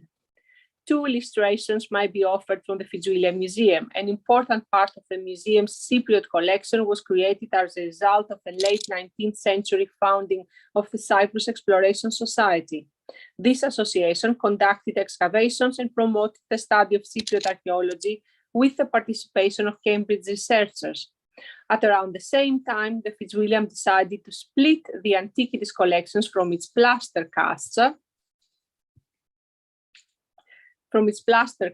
and create a separate museum, now called the Museum of Classical Archaeology, which is not just because of lack of space, but because of the revised opinions on what was appropriate for displaying in the Fitzwilliam Museum. So, going forward, the identity of a university museum forged through its relationship with its parent university has a direct influence on the way it develops its public engagement strategy and programming today. If we compare the present day integration and practice of public participation in university museums, we will observe significant differences, many due to the identity of the parent university.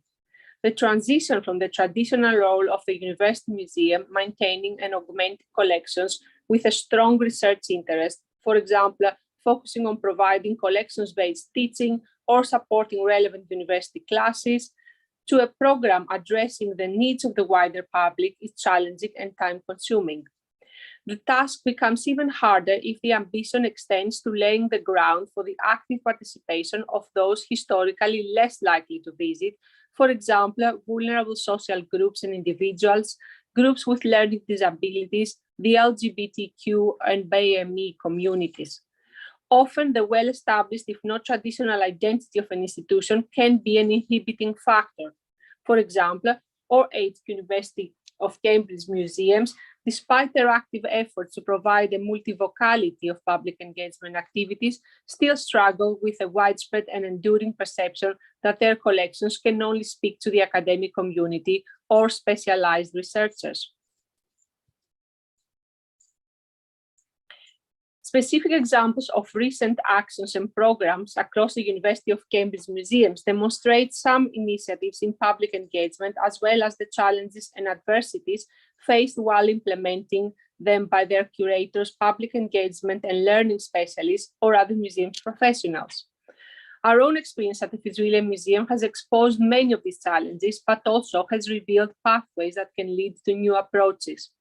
Emerging opportunities include the importance of engaging with ancient material culture as a point of contact for the public with the ancient world, the importance of incorporating sensory experience for young children and adults within the museum environment, as well as challenges such as the realization that public engagement in museum practice should be regarded as a fundamental professional task rather than an add-on activity, paired with the fact that we are not there yet in establishing this practice.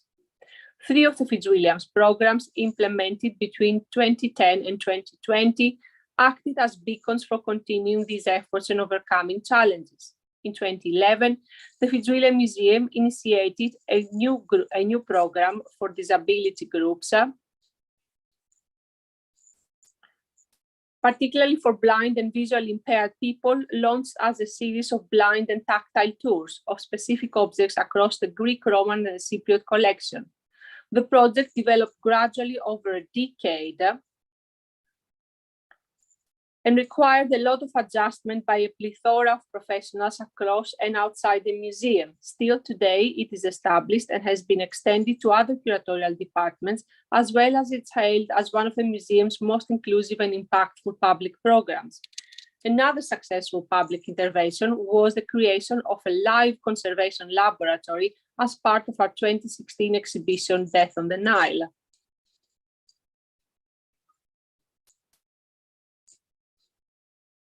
Here you can see some pictures of the blind and tactile groups, in which we also include service dogs.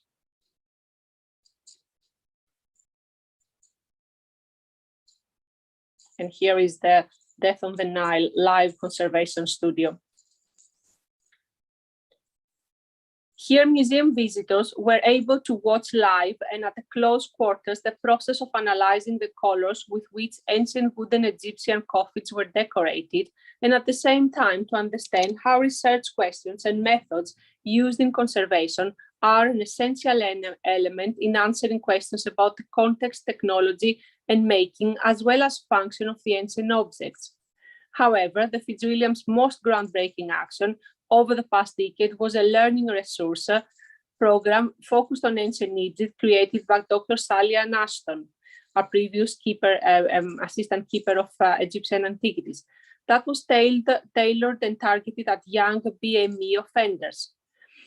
The program was conducted exclusively in prisons around the country. It took the form of seminars and workshops on African-based Egyptology, enabling participants to participate in vocational courses and training, and ultimately contributing to their post-release reintegration into society. So, building on the previous assumptions, how can we ensure progress in the dialectic relationship between museums and their own complex audiences? And most importantly, how can museums integrate social participation and public engagement practice into their core operations and not see them as a mere add-on to their traditional activities? At present, there exists limited theoretical debate on how this can be achieved. In essence, we need more discussion, more dialogue between museum curators and museum educators, more conferences bringing together both the experiences of archaeologists, curators, researchers, conservators, and museum learning specialists, and also their concerns about how fast this discipline is evolving and how difficult it is to align museum practices and operations with the pace of this change.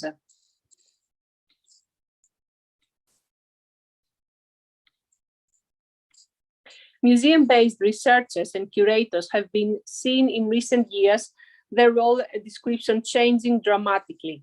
Beyond their core tasks of curating displays and exhibitions, researching their collections, maintaining and safeguarding them, they are now faced with increased responsibilities that come with public engagement tasks.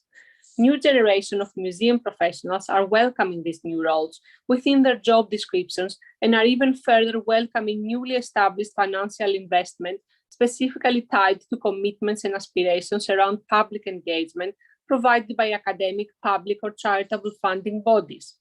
Several contributions across European museums testify that through their recent implemented case studies to their commitment to the diversifying audiences and embracing forms of public engagement is now part of their core tasks. So what further positive steps can be taken to increase public engagement in museums while at the same time admitting that very rapid changes are not easy to implement? One of the points addressed in these conferences across other papers as well touched on museum exhibition strategies and how these can be aligned with current and future public engagement priorities and aspirations. This is an important point, given that until recently, major exhibitions across Europe and America were usually designed without any consideration of learning and public engagement impact and outcomes. A substantial change,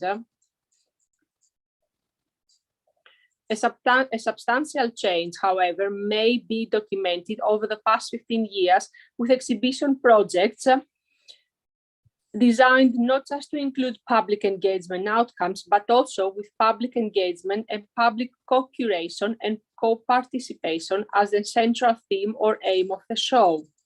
The process of this change is not straightforward though, and it requires allocation of internal resources, funding, and creative thinking across a variety of museum disciplines, including the need to override the notion that exhibition projects are solely created and managed by curators, museum directors, and researchers.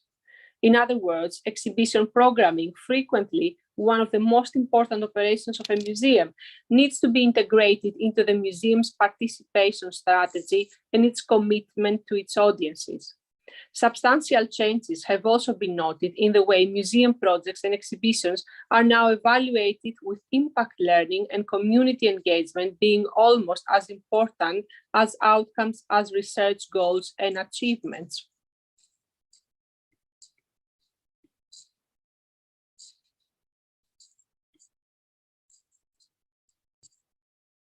So many emblematic national museums, which traditionally and until recently served to confirm or establish a nation's identity through the collection and display of ancient or modern material culture, now also feel the need to reinvent or at least readjust their identity and orientation.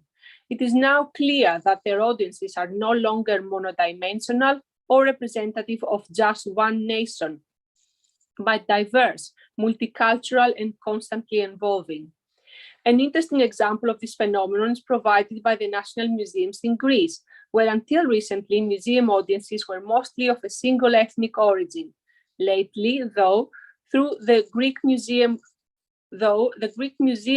public has become increasingly multicultural and multi-faith, including a growing number of immigrants and refugees.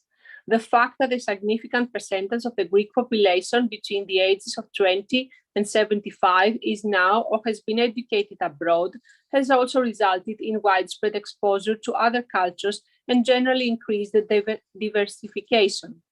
One consequence of this is the need for permanent collections, temporary exhibitions, and learning outreach activities and programs to respond to the new quests. Public engagement strategy of these museums must now draw up in a collaborative team in which curators work alongside archaeologists, exhibitions officers, learning and public engagement specialists, abandoning the old practice of the museum curator dictating a narrative to the museum audience. On the other hand, museums connected with a flagship archaeological site privileged to display narratives combining architectural and other contextual data with their concomitant material cultures can use this opportunity to explore another level. there is now keen public interest in the history of excavations and the evolutions of the disciplines of archaeology and conservation, interest in the biographies of archaeologists who discovered those sites, and also in the evolution of the surrounding landscapes and communities.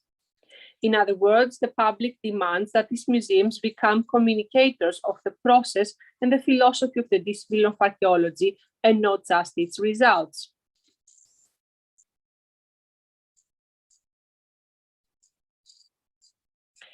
Their dual nature is now called to respond to a bigger challenge, which is to make their narratives interesting and engaging to the wider public, and not just their traditional audience of researchers, academics, and university students. Two promising directions begin to take shape in the result of recent experiences of European university museums. The attempt to connect with the local non-university communities and their needs and aspirations, and the engaging dissemination of university-derived scientific methods and results to the public. With their long experience, university museums have both the material and the knowledge to inspire the public and play a leading role in developing museums that are dynamically connected to society. In this short presentation, I have explored the importance of empowering the public so that they can feel connected to and able to engage with their cultural heritage, including items of material culture housed in museums.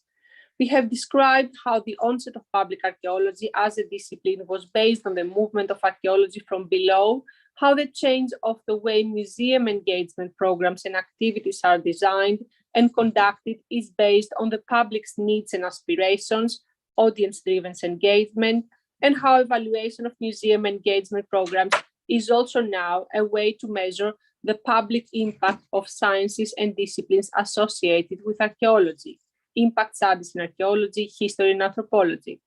If we were to identify a theme common in order to promote the public's awareness and engagement with their cultural heritage, we must first give those who are active in the field of culture, museum curators, researchers, university professors, field archaeologists, the space and opportunity to develop and innovate in this direction.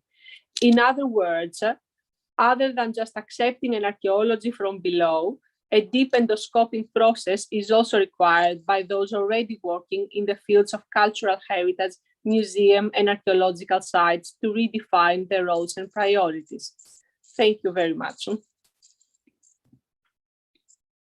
Thank you, Anastasia. That was very interesting, and you raised very important points about engagement. So any questions, comments?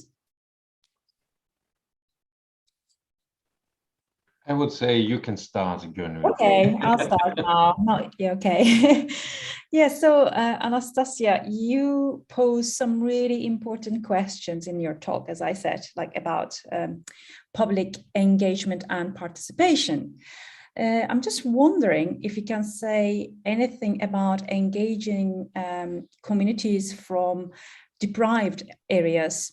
I mean, for example, I know that there are some in Cambridge, although people outside the UK might not guess that, but there are these areas everywhere, unfortunately.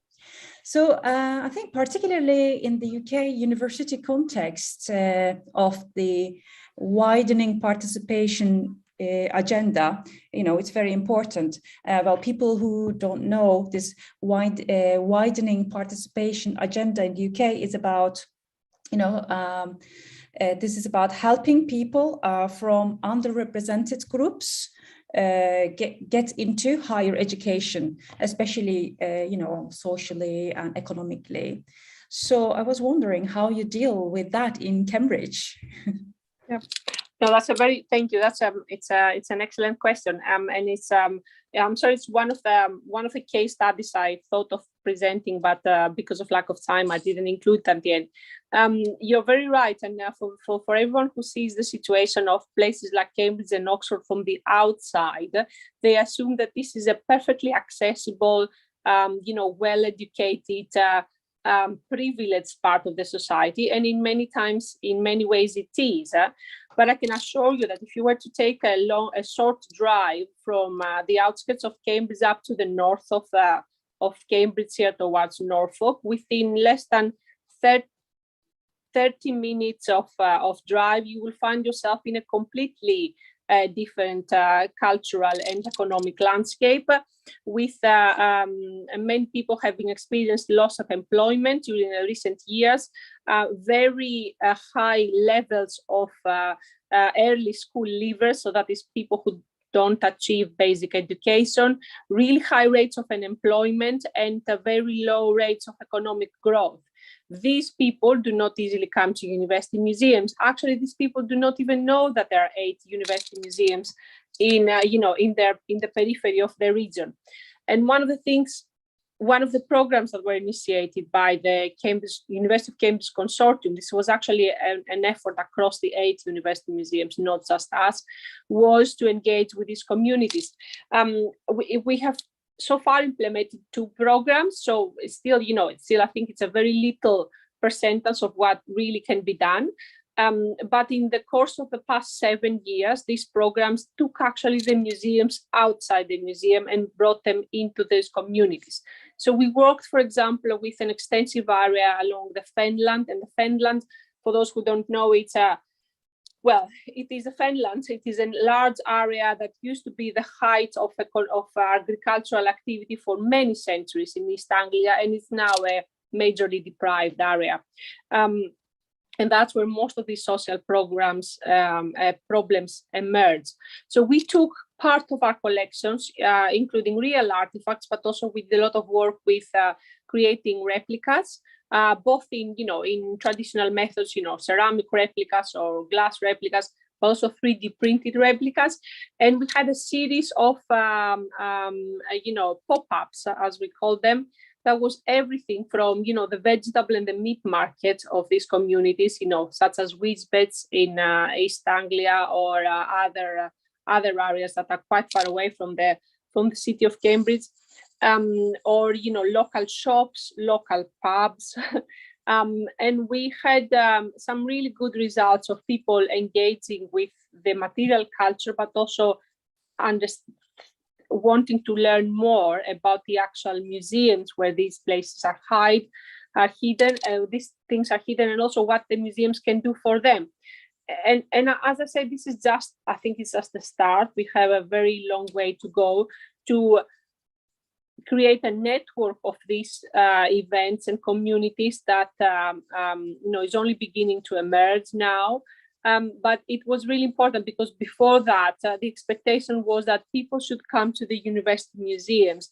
Now the understanding is that if people don't come to the university museum, it is our task to go out in these communities and explain what we do and make their lives relevant to our collections.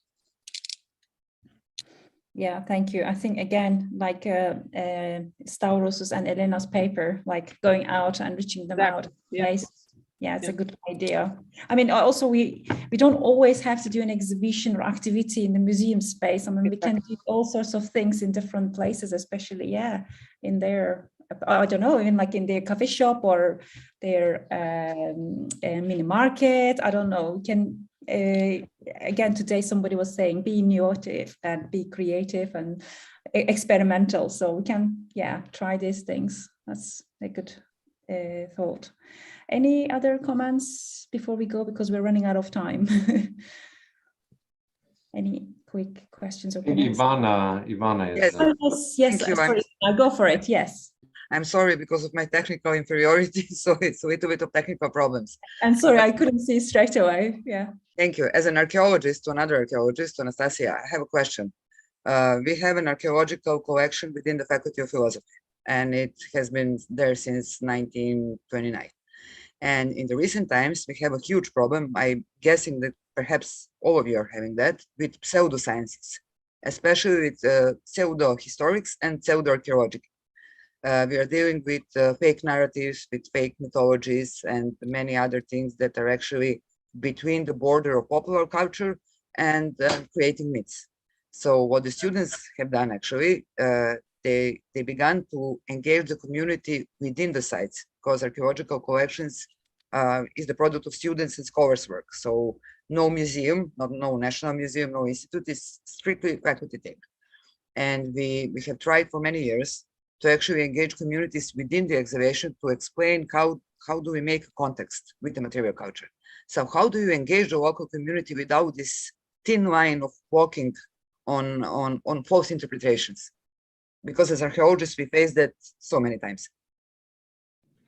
No, absolutely, and obviously, you coming from the experience of Serbia, or me, and other colleagues coming from the experience of Greece, we see this relationship quite differently. For us, in a way, engaging communities with archaeological sites, when they are being excavated or after the excavation has finished, and relating this to how collections end up in a museum is an integral part. Like, this was part of my formation. This is how I understand archaeology. I can tell you that it's a very different process for my colleagues in the UK who have, particularly those who were trained within a purely museological perspective and have not really engaged with the practice of where material culture actually comes from. In the museums that is hosted now, and that's a particular issue with the collections of the Mediterranean world, which is what we mostly have at the Fitzwilliam and other museums. So there's no contextual, there's no cultural link between where this came from, and it's a very easy, and dangerous situation where, as you say, false narratives can be born. So yeah, I guess I don't really have the answer to that. In the previous project we had in Cambridge, the one called Material Cultures in Public Engagement, my focus was to work between what was the long trajectory of public archaeology, which has a lot of roots in the UK, because community archaeology is a very long-standing tradition in the UK, and that's what people in communities and museum professionals understand very well. And I was trying to bridge that long tradition with understanding that objects from the Mediterranean world did not just appear out of the blue in the 17th and the 18th century in the UK.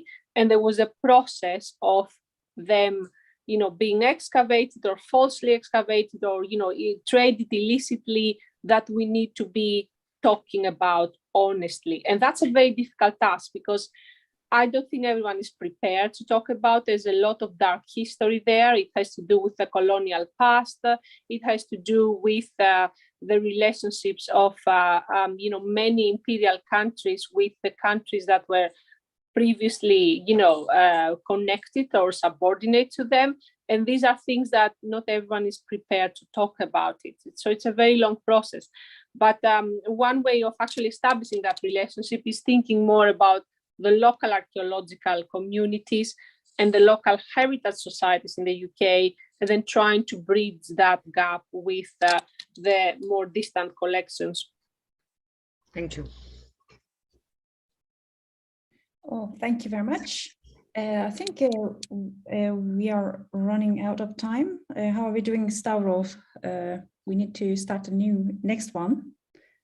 Are we having a... I would suggest to immediately continue with Ivana, since also she's ready.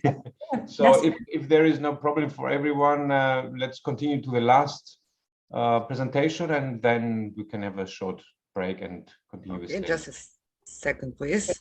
Thank you, both of you. Thank you. I will try to share my screen. Just tell me. Okay. Is everybody seeing this?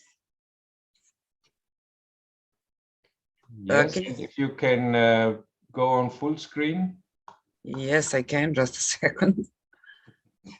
This is a problem. Okay, we will try to do it like this. It's okay. Okay, can you? Okay, so first, good evening to everybody. And thank you first to Dr. Bezos for organizing this and for inviting me. And really, this is a great honor to have an opportunity to speak in front of you. So the subject here is the dual management between the national cultural heritage laws and university practice. Something that I might just to introduce you with the heritage of University of Belgrade. I will start with 1835. That was the year where actually we started to collect academic heritage. German researcher donated the collection of mineral and stones to Serbian Duke, who in return donated that to the University of Belgrade, to the students to study and to research this collection. As of today, we have something like 24 documented collections within the university, including museums, galleries, university library, and arboretum. We also have many architectural heritage, and we have many libraries. But this work to document them is still undergoing, since every department at the faculty has its own library. So it's really a huge work. And we have also published the Catalog of University Heritage of Serbia. You can see it at the website of the Faculty of Sport and Physical Education. You can actually download it. And it is also on the UMAC base. So I will go straight, because I guess that it's late, everybody's tired, so I'm going to fast up the things. First of all, some kind of facts that, I'm sorry, first you can see some of our collections. You can see that very first collection of mineral and rocks at the Faculty of Geology and Mining. You can see the anatomical drawings, the collections from the archaeological collection at the Faculty of Philosophy, the collection of poisons from the Faculty of Chemistry, and the war horse from the Great War, who actually crossed the Albanian and every single battlefield. So this is in short. But what we are dealing here with is something that I must explain, because it differs from the most of the Western universities. University of Belgrade is not an integrated university. It's an umbrella organization, but actually 31 faculties and 11 institutes are legally independent bodies, meaning that yes, we do oblige to the university, but every faculty is on its own. For the university heritage, it means that every dean of the faculty is the one deciding regarding the heritage. It's not the rector and it's not the university. Also, the collections that were founded and developed within the faculties, they often have no collection or whatsoever to the university. They're often the result of a singular course or a singular department or a faculty. But usually there is no integrative factor connecting them to the University of Belgrade. This is a problem. And for me, what is the most concerning, we still don't have any University Act or document regarding the university heritage. We do not have any strategy that is all-encompassing for all the heritage within the university, within the faculties. And we are working on that. We have some initiatives. We are also working toward the founding body of UMAC, local national UMAC body. And we have a new law on museums that and this may affect us in a sense that we're going to make some kind of document on the university level, even though if we are not integrated. And here are some facts regarding the practice regarding the University of Belgrade. So most of the collections, they do exist due to singular efforts of singular professors, teaching staff, usually and academic personnel. In very simple words, it's meaning that you have one professor who is fighting for years to keep the collection within the university. Also, from 24 collections that I have mentioned, only one collection and one museum have met the criteria of Ministry of Culture. And this is also a very concerning issue. As well, most of collections are invisible to general public. We do lack space, display boxes, display rooms, so it's rarely visible to general public, and sometimes not even to students or researchers. And also we have only a few collections that employ licensed curators. As far as I know, we only have 3, perhaps 4 collections that they do have trained curators. Others are dependable upon voluntary work, academics, or hiring help. Also, neither one of our collections, unfortunately, is fully digitized, if at all. So these are the facts concerning the practice that we are dealing with now. Since 2021, now I will just go over to the past. So until now, the heritage of the faculty was dependable upon the dean and the government. We didn't have so much relations to the Ministry of Culture. But from 2021, we have a new law. This is the very first one that regulates every single museum activity. So if one wants to call itself a museum, they must be related to the Ministry of Culture. And this is a kind of a shift in power between the faculty and Ministry of Culture. So now it doesn't matter if you own a heritage, if you own an object, you must register it within the Ministry of Culture. So this is very serious thing, but for the heritage, it is a very good thing, because now we are actually protected. You cannot ditch the heritage because you do not have a space or you don't have a human resources or something. So this new law, which has been active less than a year, is all about documentation, visibility, being accessible to public, and digitization. I will try to put it in a very short sense. So what is a new thing? Now we have an online central register inventory of all the artifacts within all the museums in the country, meaning that you heritage, you museums must also register within this database. This is also a very good thing, and it helps to being actually visible. Also, I will come to these terms. They are very confusing. We have something that we call uncategorized heritage. This one must also be registered with the National Museum or the museum that has jurisdiction, or what we like to call an authorized museum. And new museums must become available to general public upon completing all the documentation and technical steps that are before us. I will come to explanation of terms because those are very, very important ones. Okay, so in very short manner, if we want to actually enter the area of Ministry of Culture, we must partner up with authorized museum. So we have somebody to guide us through this museological professional process. We also must complete our documentation as it is defined by the law on the museum activity. So we are no longer dependent upon the strategy of the faculty. Until now, we usually had some inner act saying that, for example, we must note all the objects. Now we are obliged by the law to register actually everything. And we also, upon doing all that, we must register within the database of the Ministry of Culture. Okay, so this is the explanation of terms, and for us, it's very important. From the legal point of view, university, I don't know how this is in Greece or other countries, but we are actually founded within the faculties. So we were not founded by the state. As those who were founded within an institution, we have a special status. We must have an authorized institution to guide us professionally. In another sense, for example, authorized museums are usually founded by the state, and they do expertise in specific objects. For instance, the Museum of Science and Technology, they're authorized for all the scientific and technological objects. In our sense, because we are the faculty museum, this is our authorized museum. And of course, the National Museum of Serbia is in top of everybody. So now we have these two things. We have these museums within an institution as a not really museums, but with authorized museums, we have a chance to become the part of Ministry of Culture and to actually act as a museums. Also, just a second. So you can see here, this is the shim. You have the University Museum, above us is the authorized museum, and above us there is a National Museum or Ministry of Culture. And in the sense, now I'm speaking about legal aspects because they're very important. We have this uncategorized heritage, we have the cultural heritage, which is divided to those of great importance and to those of exceptional importance. What does it mean for us? The term that I have mentioned many times is uncategorized heritage. This refers to artifacts that we assume have some, and they represent great cultural, scientific, or historical, or artistic value. And they are not yet recognized as cultural heritage. That makes the majority of museum objects. We assume that something has great academic value, or a great scientific value, or a great teaching value. But now, with this uncategorized heritage, that is protected by the new law on museum activity, meaning it cannot be devastated or thrown away. So even though if it doesn't have a status of a cultural heritage, it is still protected. This is a huge change, because until now, this was not even recognized as a heritage. Now we have this word heritage, although uncategorized, but still protected by the law. And this is a very, very valuable risk management tool. For instance, what we had in the Faculty of Sport and Physical Education, they needed rooms for teachers. So we were given a chance to actually ditch the objects.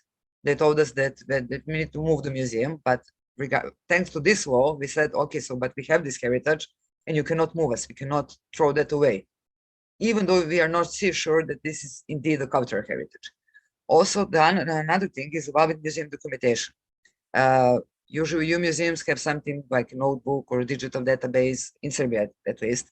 We do not have complete documentation, but now with the new law, we must actually make an effort to make an entrance registry, an inventory book for every each collection, a file for every each object, a singular photo file, and both in digital and paper version. So For us, it's a huge work. It's before us, but still, if we do that, our heritage, university heritage, will be protected by the law. In a managerial sense, this means that now you have this unique shift of power between the Ministry of Culture and the Ministry of Education, thus hence the faculty. So the university heritage becomes independent in a certain sense. Under the circumstances, we do all these steps that are before us. Sorry. Okay, so we have spoke about the dual management. So the traditional management is you deal with the curator, the governance, the faculty governance, the dean or the vice deans. They actually make the policy of the museum. But now this is changing. We are introducing the new institution that is an authorized museum one side and the Ministry of Culture on the third side. So now it's more opening up to general public. So the challenges that are before us is how to engage museum professionals to research and document. I'm sure that all the university museums face some financial difficulties. We are dependable upon the faculties. We are not dependable even on the university. So what is left for the museum, and it's usually very small money, and it's very hard to actually hire professional help. But what we can do, we can make our employees or students or master students obtaining a curator's license. In that sense, you have a professional training and you can actually take an active participation in documenting and researching and protecting the heritage in a sense of the new law. Of course, we can also hire a licensed curator.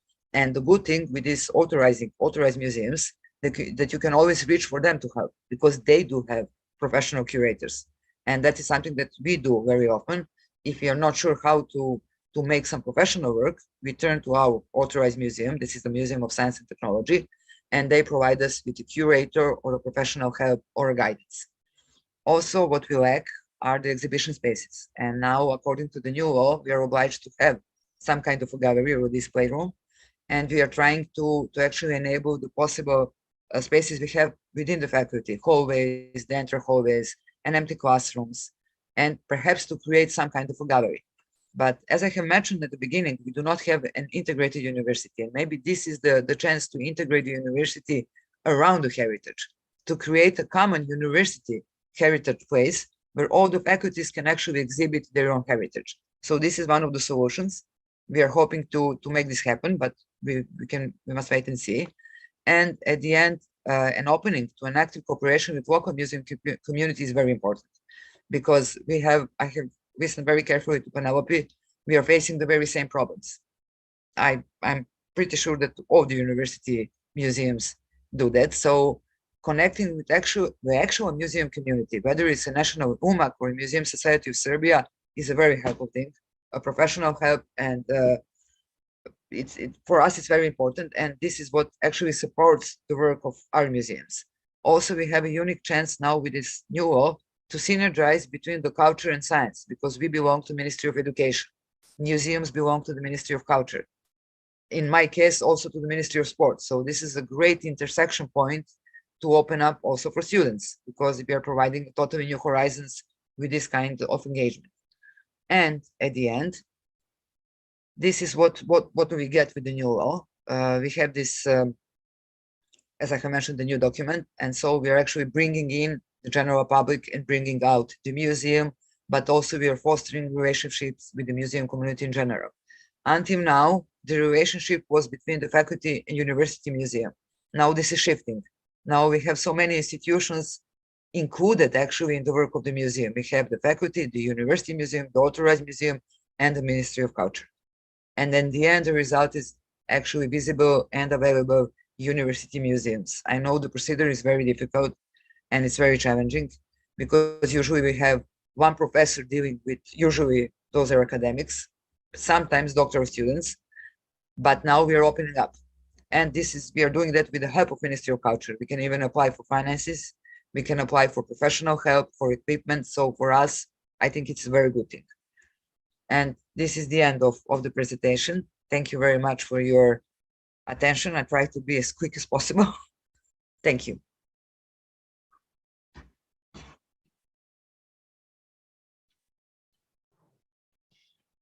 Okay, this was really fast. I don't know. So can we go on the other view? Maybe Dimitris can help us.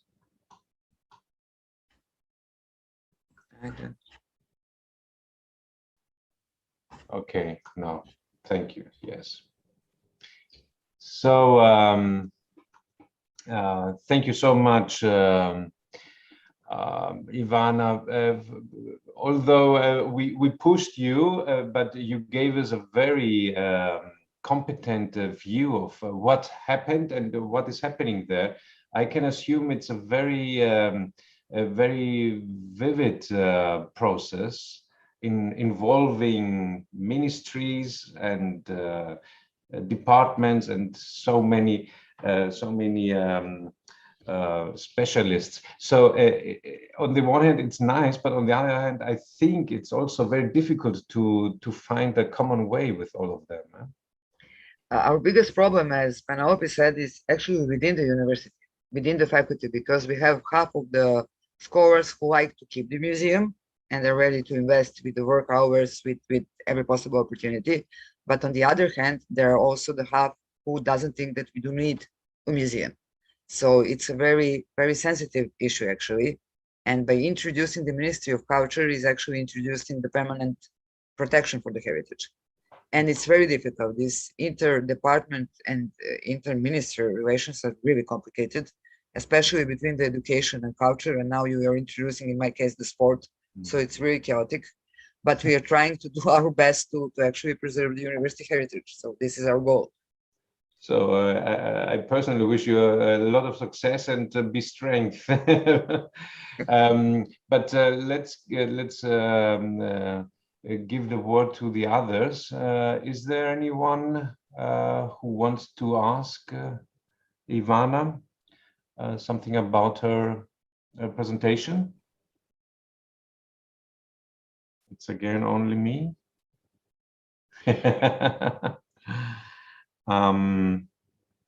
So you mentioned, Ivana, that the students can acquire a license, curator license? We have a very good department of museology within the Faculty of Philosophy. So their master students can actually come and train within the university museums under the supervision of the National Museum, and then actually train to become curators. So this is a good thing. Now it's developing. And from the managerial sense of this dual management, we have this inner management within the faculty and this out management with the museum community on one hand and the Ministry of Culture of second. So we are now, via this training, actually, we are trying to connect this first process.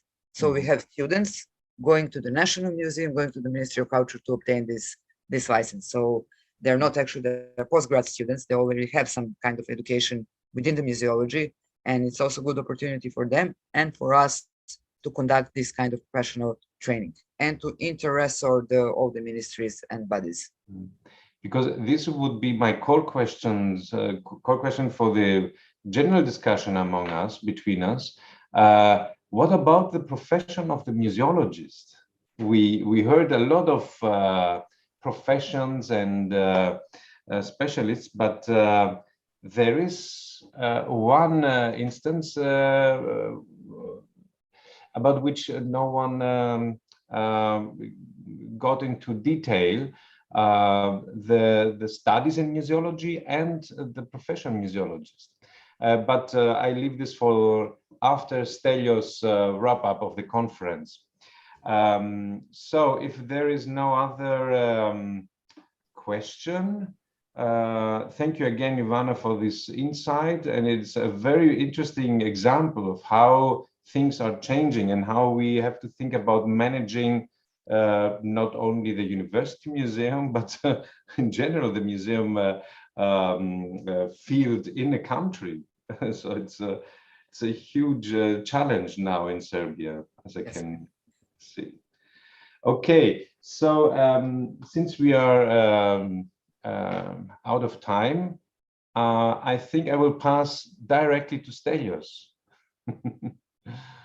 So thank you, Stavro. I might as well share a couple of notes that I just kept during the morning and the afternoon sessions, if that's okay. So there we go. I know that we are all exhausted through a very interesting but also tiring day, so I will be brief. Right. So some closing remarks on the sessions. So we had 11 presenters, if I'm not mistaken, and 7 countries representing this very, very interesting and multicolored conference. And I was really interested and taken aback by the multiple strands represented on museology and education patterns and communication. And this actually, I was thinking that this reflects anyways the reality of university museums in all these different countries and the people that were with us today. But also we could see in the presentations some divergent approaches beyond the descriptive bit, some divergent approaches on different issues. And this, I think, is because there are these different traditions on museums and management, and of course, exhibition processes and patterns, on the educational role, and of course, on the conceptualizations of the institution self in the public realm, how institutions feel or understand themselves in the public realm, and of course, of what they want to do in the future. So we saw different ideas on these issues because of the multiple strands represented here.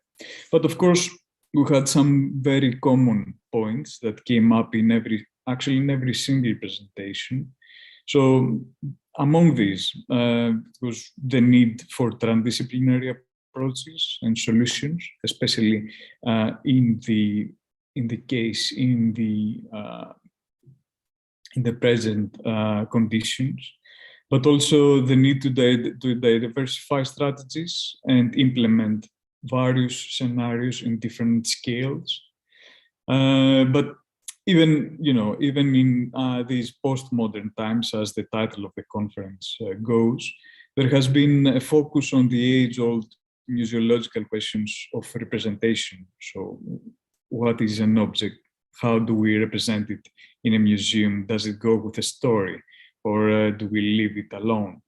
And this is quite interesting of how this interacts with the ideas of digital media and the implementation of digital media in modern museum environments. And what I saw, and we can discuss this later, is a conviction on digital media, something that we need to do. This is the way we need to focus, we need to follow. And this comes with a catch that we will see in the next slide. But also a common focus on the plural perception, the plural conception of the public, the role of the public, and the need to be open, to be inclusive, to be participatory. And this is very interesting and very hopeful. But also focus on the younger generation and the issues of creativity, how to engage these younger people that are the future citizens, but they need alternative ways to be approached and to be brought in the discussion. And of course, there is a common awareness of challenges, things that are not going well, things that we need to predict, things that we need to take a stance and find a way to cope with. So these challenges, I guess, that came up usually in the presentations, there is a need there to confront the current social and political challenges that come up. So we have active museums, active university museums that want to deal with issues that are currently urgent in societies across the world, as the mental health issues, as we saw, the COVID dystopia, but also the British Black Lives Matter movement, and more wider problems as the climate change. We saw also a focus on networking and the challenges it brings with, but also some ideas, sometimes divergent on boundaries, control and sharing. And this goes for collections, of course, data or practices, and how that will take us forward to the future. I think the main challenge here, the one that it made me wonder a bit, is how to imagine the future and where to go with this. A future in these current bleak economic conditions, and of course, what tools to use to go about this future. We understand, and the presenters understood the limits of traditional media, but also the challenges of technological realities and engulfing technological realities. One presenter talked a bit about the metaverse and the need to engage with all these technological methods and tools that we don't really understand yet, but we know it will be the next big thing in a couple of years or even earlier. And how this is connected with economic realities, for example, social media and attention economy. And since the world is moving towards this place of new technologies and new economic realities, we'll have someone from the museum to the opportunity to say, no, I'm not willing to follow, or I'd like to do a different thing. And how this is interacting with the primary role of the university museum, which is education, of course. Is this, for example, the focus on attention economy, and then the focus on education, a contradiction in terms? And will we be facing new contradictions as we go along? Do we need to focus on multiple things at the same time? How this will look like, and how we will look like in this reality. So these are some common challenges that came up through especially the discussions, but also the presentations. But to have, in this final slide, to have like a positive takeaway message, if I may. The things that came up is also, the need, but also the work that has been done already on networking and sharing. And this is really hopeful and really interesting. But also the exchange of understandings of how we work in university museums based on the divergent presence that we live in. So it's quite different what's happening in the UK, for example, or what's happening in Greece or Finland at the moment. But also what came like as a subplot, what was really expressed, I think, is that need to have a clear political principle, political in the ancient Greek meaning of things, the concept of being active citizen in a city, in a polis. So have a clear political principle on our aims, on our objectives, on our methodologies and tools, either digital or not. And this is something that I guess it's kind of comes with the general discussion on museums. We see that ICOM 22 in Prague will have as a main concept the power of museums. So this is something that will come after us, and we need to discuss, and we need to be present in this discussion.